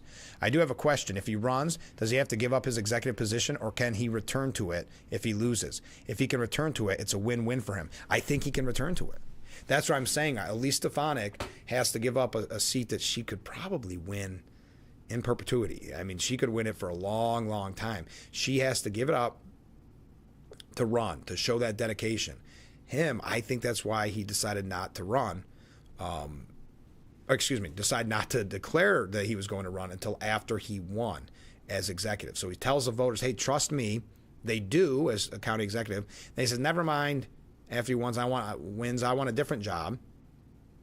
And then if he doesn't win, he can still be executive. Unless I don't think he has to resign. I mean, that's a question out of my pay grade because I'm not overly familiar with Nassau County executive.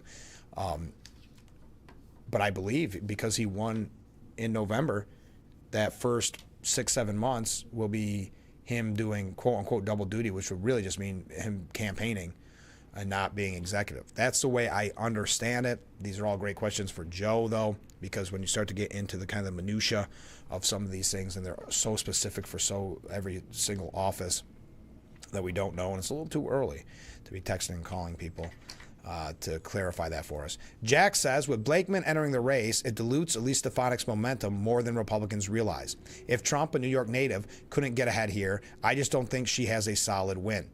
Along with vote leads by Democrats downstate, especially after New York City's latest win for mayor, the only way I see her winning is if there's a huge Democratic assist. Yeah, like a Democrat Socialist of America campaigns against Hochul, or if there's some wild Democrat Socialist of America third-party candidate. That could play a heck of a spoiler. That could really help Elise. But that's kind of where we're at. It is a mess this morning when it comes to the gubernatorial race. Speaking of downstate, Zohran Mamdani. Did you see?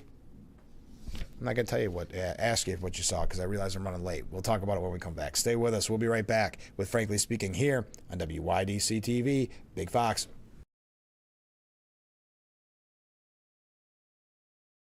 When it comes to cleaning your house or business, Magic Rags Cleaning Service has you covered from ceiling to floor. With powerful steam cleaning and attention to detail, we have you covered for moving out cleans, move-in cleans, Airbnbs, or just keeping everything neat and tidy. We go above and beyond in our residential and commercial cleaning, and our professional crew makes sure that your house or business is always ready for company. Call our number or schedule an appointment on Yelp or Facebook today.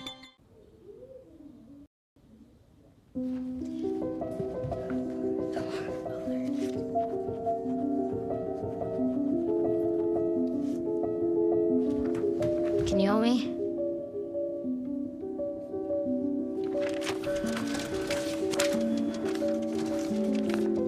Mom, Dad, we're going out. Thank you.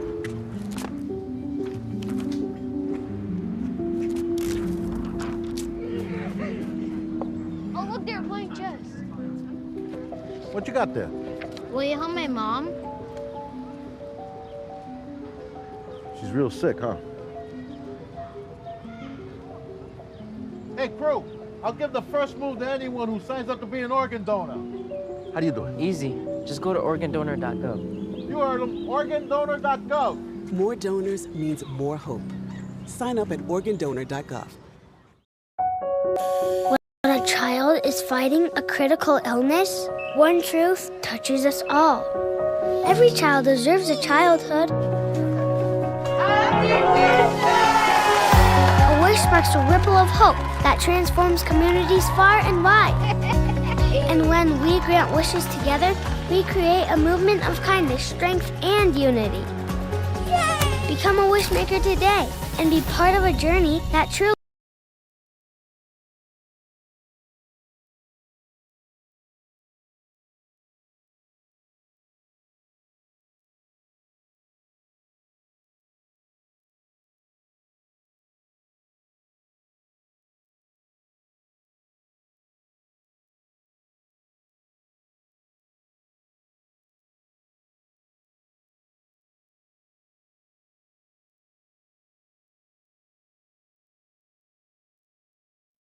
The Frankly Speaking Roof Cam, brought to you by Boss Security and Horseheads. Contact them today for all your business and home security needs. We are back, broadcasting live from the Hasselson studio. So Zohran Mamdani, the mayor-elect of New York City, has picked a controversial rapper who did 7 years in state prison for armed robbery. What did he tap him for in his administration? To advise him on the criminal justice system. Mason Lennon, 49, a Bronx convict turned activist who was found guilty of 2 felony heists in the late 90s, was appointed by the Democratic Socialists to sit on his mayoral transition, quote, criminal legal system committee. Just one of many questionable picks. I don't want to go through all of his quotes, but this is coming as no surprise. You are going to have some very interesting people being a part of Mamdani's administration and committees. Now, speaking of Democratic Socialists of America, we talked about the fact that maybe there could be a third-party run in the gubernatorial race where you had a Democratic Socialist of America, or maybe Hochul will be primaried by maybe an up-and-coming star. But since socialism, and we talked earlier about kind of the indoctrination at the college level and the high school level, but it's everywhere. We talk about academia, entertainment. Actress Kristen Stewart, she said the entertainment industry is capitalist, we'll say heck, during an interview on Saturday, and said it hated women and marginalized voices. We're in a pivotal nexus because I think we're ready for a full system break. Do you know what I mean? I mean that across the board, and also specific to the world that I live in, which is very exclusively the entertainment industry. We need to start sort of stealing our movies. I'm so appreciative of every union. Trust me, we would not survive without them. But some of the terms and some of the rules and some of the structures we've set up have created unbelievable barriers for artists to express themselves. I think having it to be so impossible for people to tell stories, and having it be such an exclusive and rarefied novel position to be in, to find yourself doing so, is capitalism heck, we'll say. And it hates women, and it hates marginalized voices, and it's racist. I think we need to figure out a way to make it easier to speak to each other in cinematic terms. It's too hard to make movies right now that aren't blockbusters, whatever, proven equations. Now, why do I bring this up? This is what her thoughts to fixing the entertainment industry are.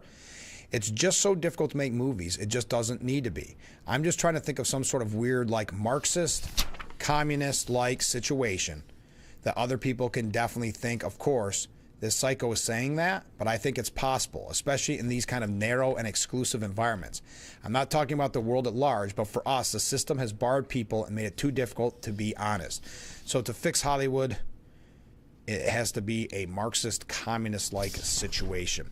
All right, we mentioned earlier in the last hour, again, we can continue to talk about Bruce Blakeman and his potential. I know I keep checking the breaking news to see if anything's been said, but Bruce Blakeman, it is alleged, for lack of a better term, that he will run for governor, primary Elise Stefanik, which is troubling news for many in the Republican world, as we're seeing from their comments.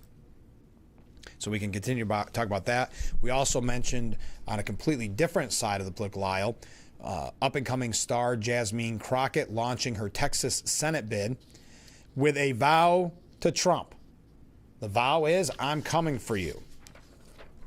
Trump, I know you're watching, so let me tell you directly. You're not entitled to a darn thing in Texas. You better get to work because I'm coming for you.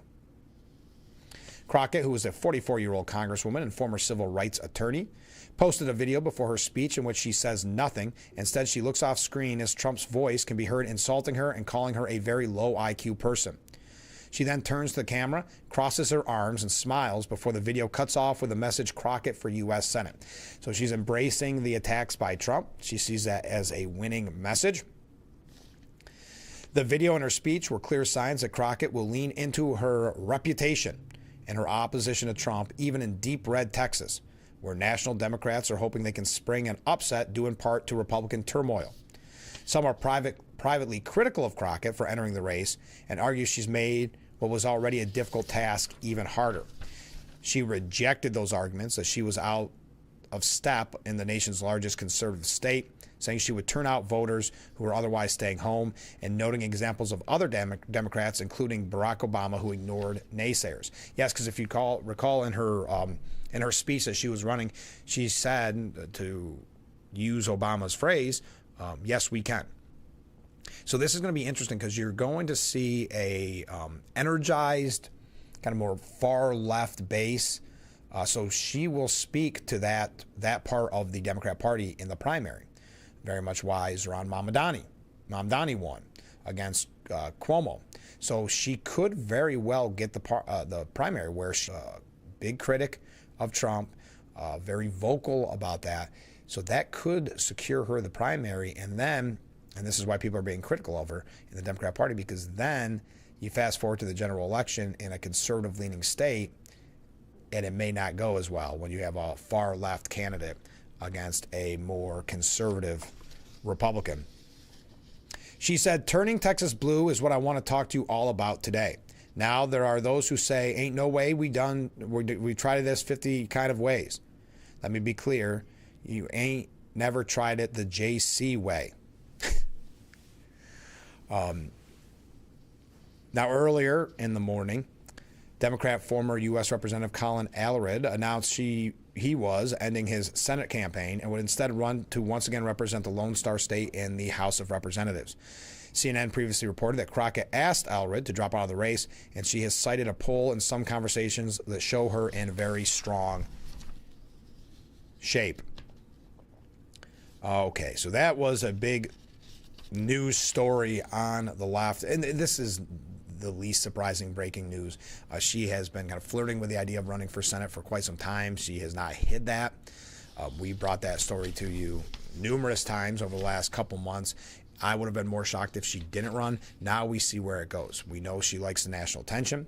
We know when The Atlantic did that glowing piece on her, there was a few little bits of criticism in there. One, that she has her own photo on her phone. She's kind of egotistical in that way, that her staff says she's not the friendliest to work with. John Cornyn weighing in on this, who is the Republican in the race. There is other Republicans in a primary challenge, but he said, I think she wins the Democratic primary, and she is the worst possible candidate they could have in Texas. She's not electable. So there, I mean, he does raise a good point, though. I mean, putting her up in Texas would be an interesting scenario because of the conservative-leaning Texas state. But she does stand a good chance of winning that primary. Greg Abbott predicted that Crockett will get pummeled in the state race. That's his term. In the past few days, let me see. I wanted to find the exact quote from, there it is. She'll be pummeled for her progressive socialist agenda and get crushed by the Republican nominee for Senate. The Texas political cemetery is filled with blowhards like her who have no idea what it's like to run statewide. Looking forward to watching the circus and keeping the U.S. Senate seat red. On the bright side for her, maybe she'll end up with a job on The View. Now, keep in mind, that's Governor Greg Abbott. You remember now, if you're not familiar with Greg Abbott is in a wheelchair. A horrific accident where something like he was out for a run and a tree fell on him. So paralyzed, so he's in this wheelchair. And Jasmine Crockett started calling him Governor Hot Wheels. She did receive some pushback against that, but she did not really apologize. She thought it was a laugh line. She thought it was, worth the heat to call him Governor Hot Wheels. We know she likes to cuss a lot, too, so we'll be prepared for that. She definitely likes to use her swear words a lot. So Jasmine Crockett, we're going to talk a little bit more about the Democrat Party because this all ties in when we talk about Mondami, then we talk about Jasmine Crockett. We've got a couple other examples of up-and-coming, kind of maybe that far left wing of the Democrat Party. I see a lot of comments coming in, a lot of waves coming in. Keep them coming in, and we'll be right back with Frankly Speaking here on WYDC TV, Big Fox.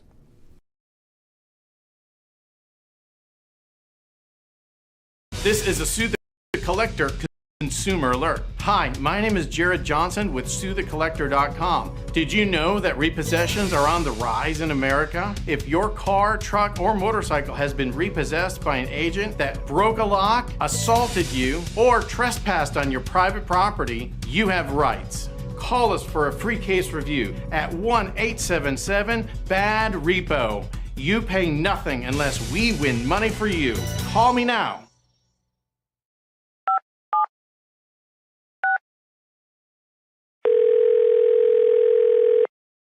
Yeah, hello. I'm really not sure if this is what you all do, but I really don't have anywhere else to turn. Hi. I don't even know why I'm calling right now. I'm sorry. My thoughts are going a mile a minute. My kids are out of state. My buddies from the Army are all gone now. I'm really alone. I left the service last year. My mom just passed away a few months ago. I miss so much time with her. I keep getting calls about the bills, and I'm trying to get a job, but I feel so stuck. Okay, ma'am. I'm glad you called. Okay, sir. Let's stay on the line and walk through some things. Thanks. Okay. Thanks a lot. Thank you. Fox 10 p.m. News is the first primetime local news for the Twin Tiers. Our reporters, Haley and Dante, scour the southern tier to bring you up-to-date news regarding local businesses, economics, and how national decisions impact our area. If you're not near a TV, don't worry. You can also catch our 10 p.m. news live on WYDCTV.com/livestream. Don't miss Big Fox 10 p.m. news on WYDC, on TV, or our website.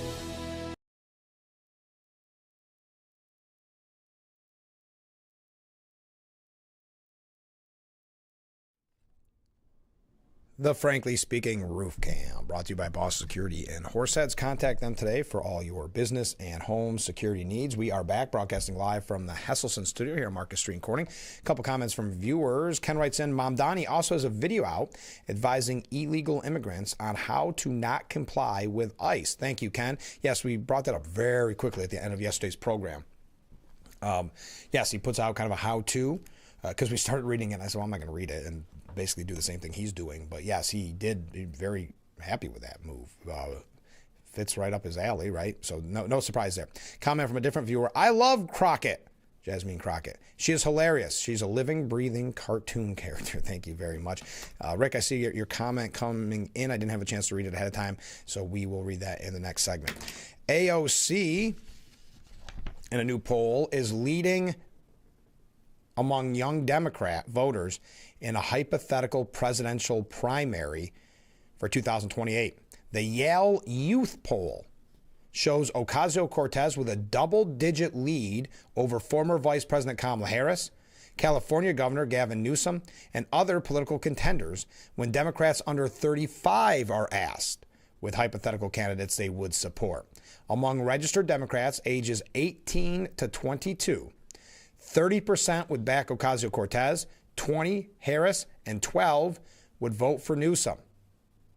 I don't want to keep going through all the different age demographics, but you can tell by this piece, and this is at the Hill, they're pushing the idea of a AOC run. They want that.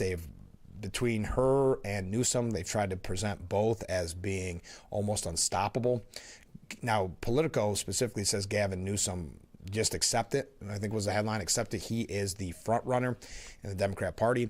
So that is where the Democrat Party is when it comes to the bigger names. Remember Hollywood action star Lorenzo Lamas? He lives in California. He was asked about Gavin Newsom leading the United States, being the president of the United States. Lamas remarked during an interview with Fox News, a President Newsom? God forbid. You have to look at the state of California. Do voters out there in our wonderful, beautiful nation want to elect a person who's failed the state of California so pitifully? I hope not. I love the state of California. It's my home. I've lived in other parts of the nation, and as beautiful as this country is, California is my home.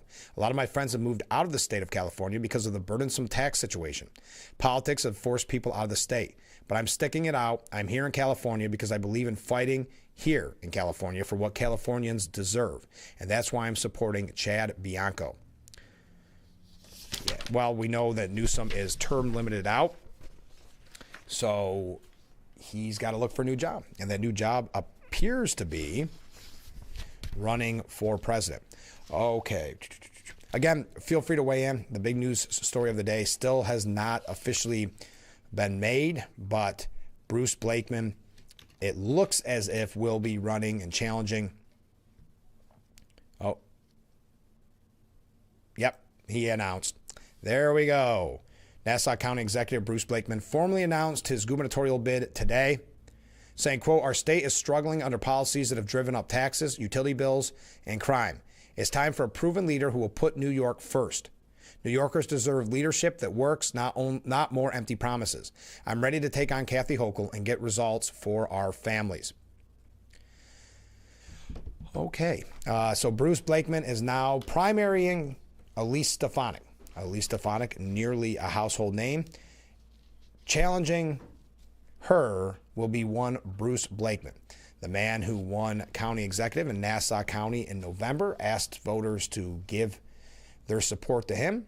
They did, and then he said hours later, never mind, I don't really care about this job, I want to be governor. Now again, to Ken's point, and I believe he will be able to keep his executive seat.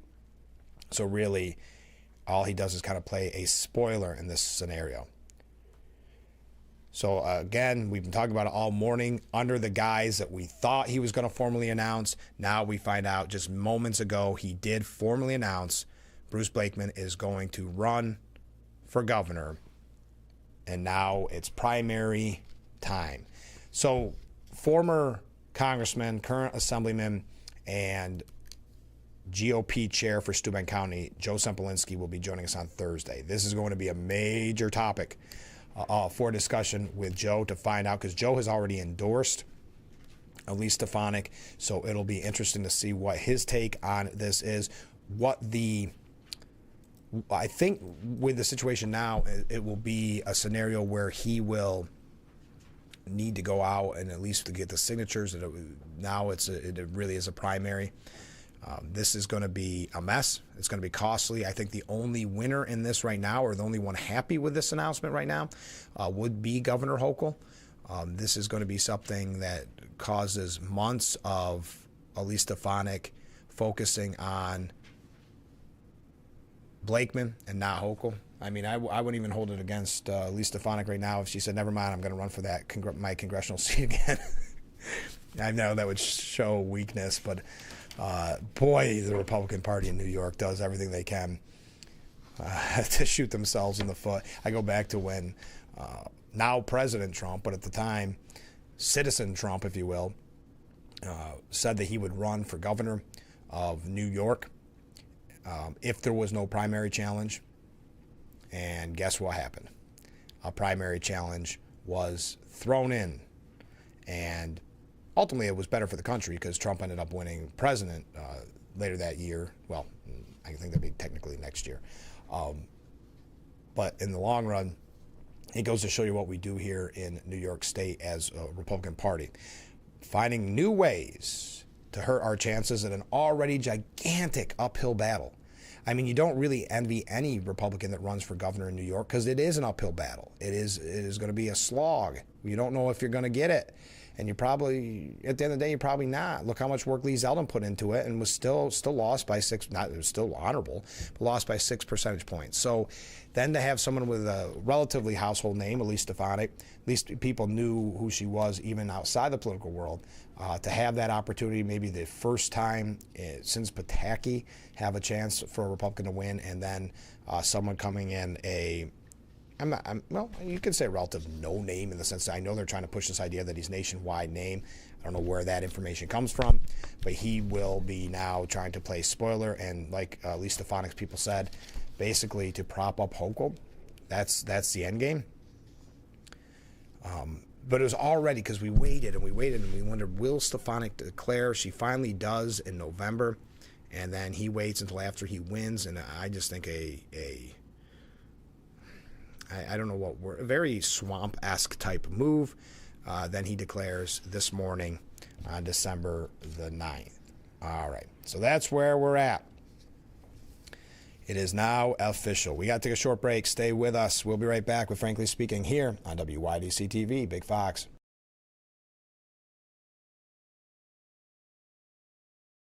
What better way to start or end every day than relaxing in your very own Hesselson's hot tub?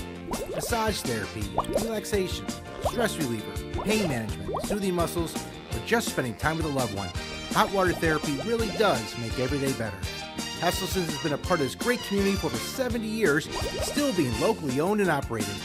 So make the drive to Hesselson's and start making your path to a better life today. And after 70 years, it's still fun to poke in the corners at Hesselson's.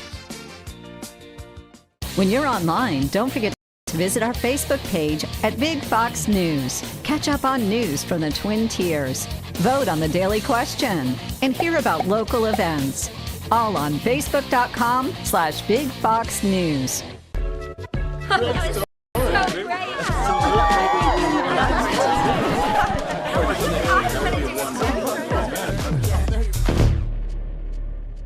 Alcoholics Anonymous. For more information, visit aa.org. The tide isn't just a gentle ebb and flow. It's a mighty force of change. Just like the tide shapes our shorelines, we can shape our planet's future and protect the world's oceans from its biggest threats. Help us turn the tide. Join Oceania's wave of ocean advocates who are making a difference in the world.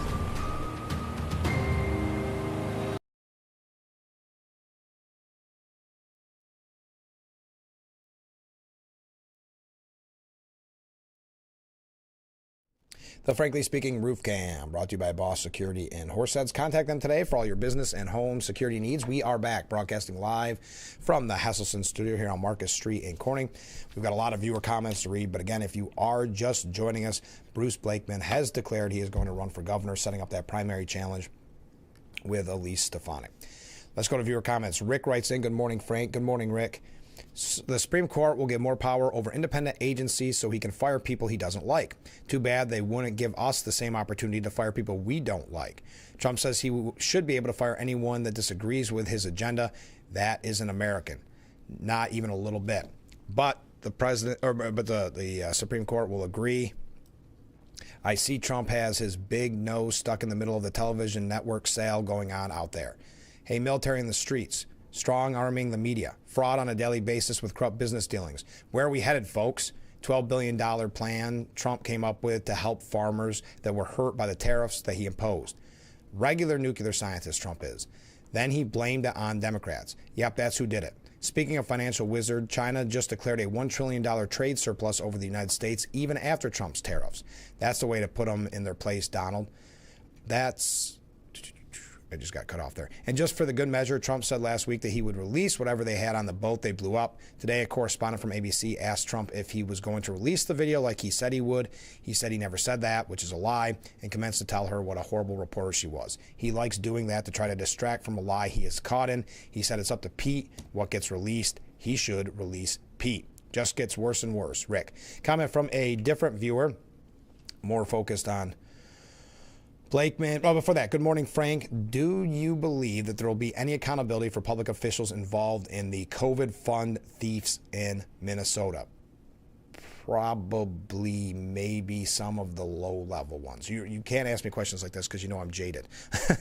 I read a report yesterday that it could hurt Walz's re-election chance for governor. So in that way, he could be held accountable. But when it comes to some of these elected officials being held accountable, probably not. Just a lower level. They'll probably find some kind of patsies to throw under the bus, but I could be wrong. Mark writes in, I wonder how much money Bruce Blakeman got to mess up the works for Stefanik. And a very similar comment from someone else. I have to wonder just how much Blakeman's bank account went up. Very similar. Comment from a different viewer. And if Blakeman loses the primary, he can still run as an independent like Cuomo. Yeah, why not just make sure to completely destroy? And I know you're not saying this, but if he wants to secure the win for Hochul, maybe he'll go that road as well. Because according to the polling numbers, he stands no chance of beating Stefanik. But that does not seem to matter to him. It's either Stefanik's people say it's his raging ego, which could have something to do with it. But what a mess. And even if he were victorious over Stefanik, which he isn't going to be, all that time just to bloody each other up, and Hochul gets to walk clean, because her race against lieutenant governor in that primary challenge isn't much of, she doesn't have to put up much of a fight. I mean, Stefanik really doesn't have to put up that much of a fight, but she'll still be forced to some extent. All right, let's take our last break. Keep those last second comments coming in, and then we are going to wrap up hour number two, wrap up today's edition. Wishful thinking, folks. That's how much we have to talk about. Stay with us. We'll be right back with Frankly Speaking after this.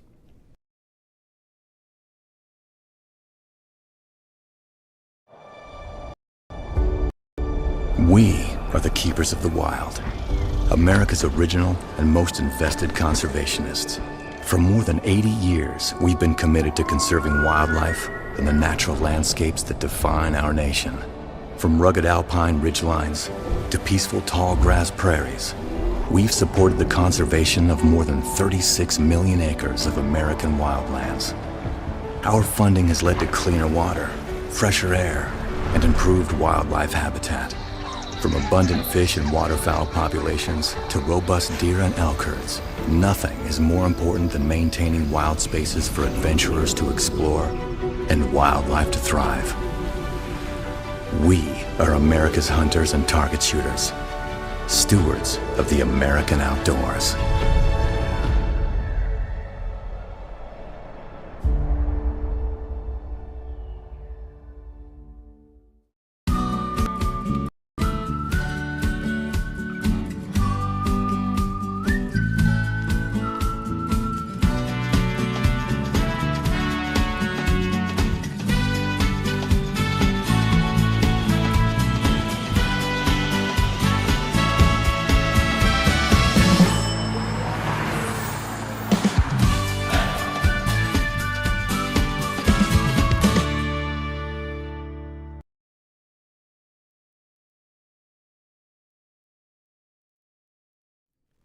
The Frankly Speaking Roof Cam, brought to you by Boss Security in Horseheads. Contact them today for all your business and home security needs. We are back, broadcasting live from the Hesselson studio on Marcus Street in Corning. A couple comments from viewers. Get real.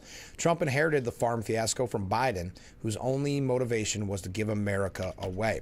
Comment from a different viewer. In the primary, Stefanik should just ignore this guy and keep running her campaign like she's running against Hochul. I think she will do that, but there's always the one downside to that is every question from the media, because they don't want to see Stefanik win.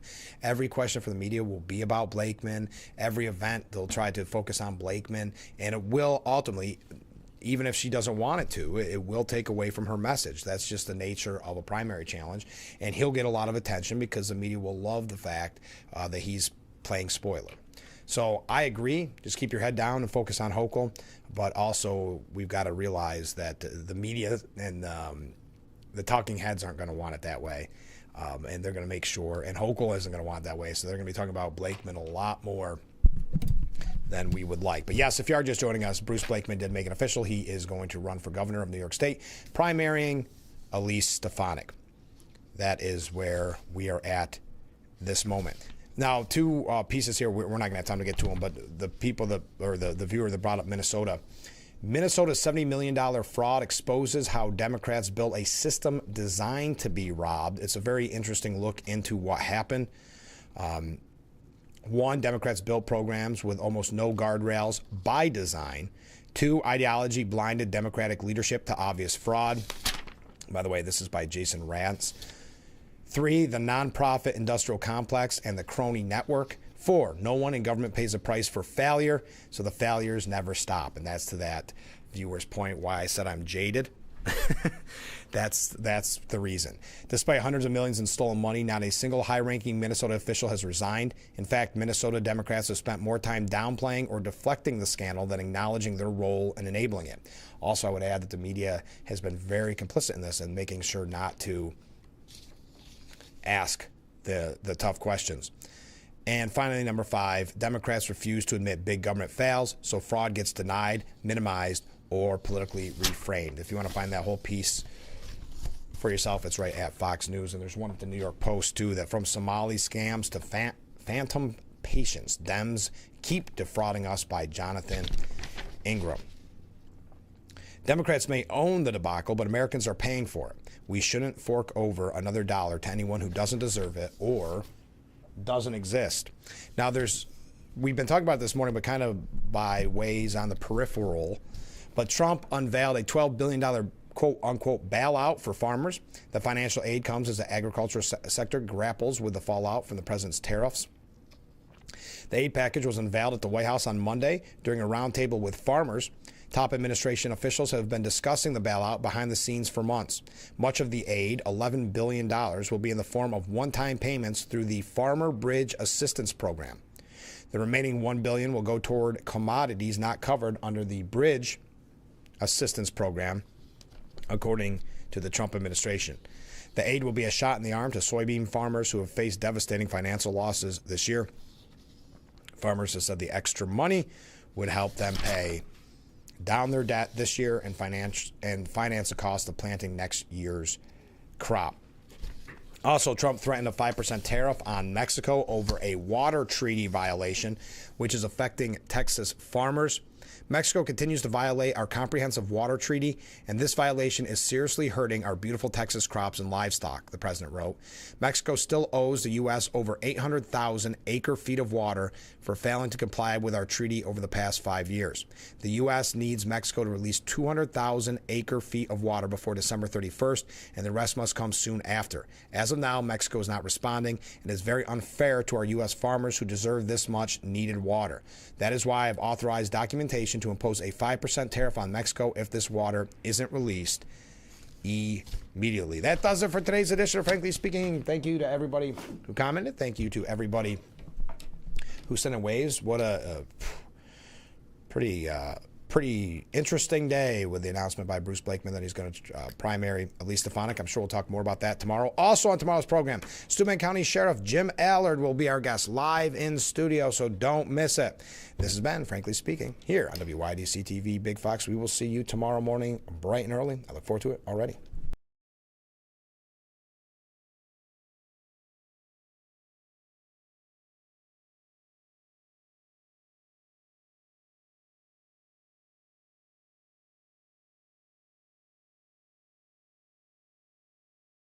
I'm Marianne Crawford.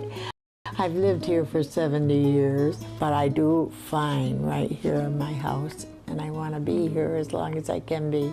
And I feel comfortable knowing that if something happened to me, someone would know because of the cameras that are installed in various spots in my home. That has been a wonderful gift to me to be able to have that security and that support from Full Circle America, and that's what it's all about. Time to go to the gym?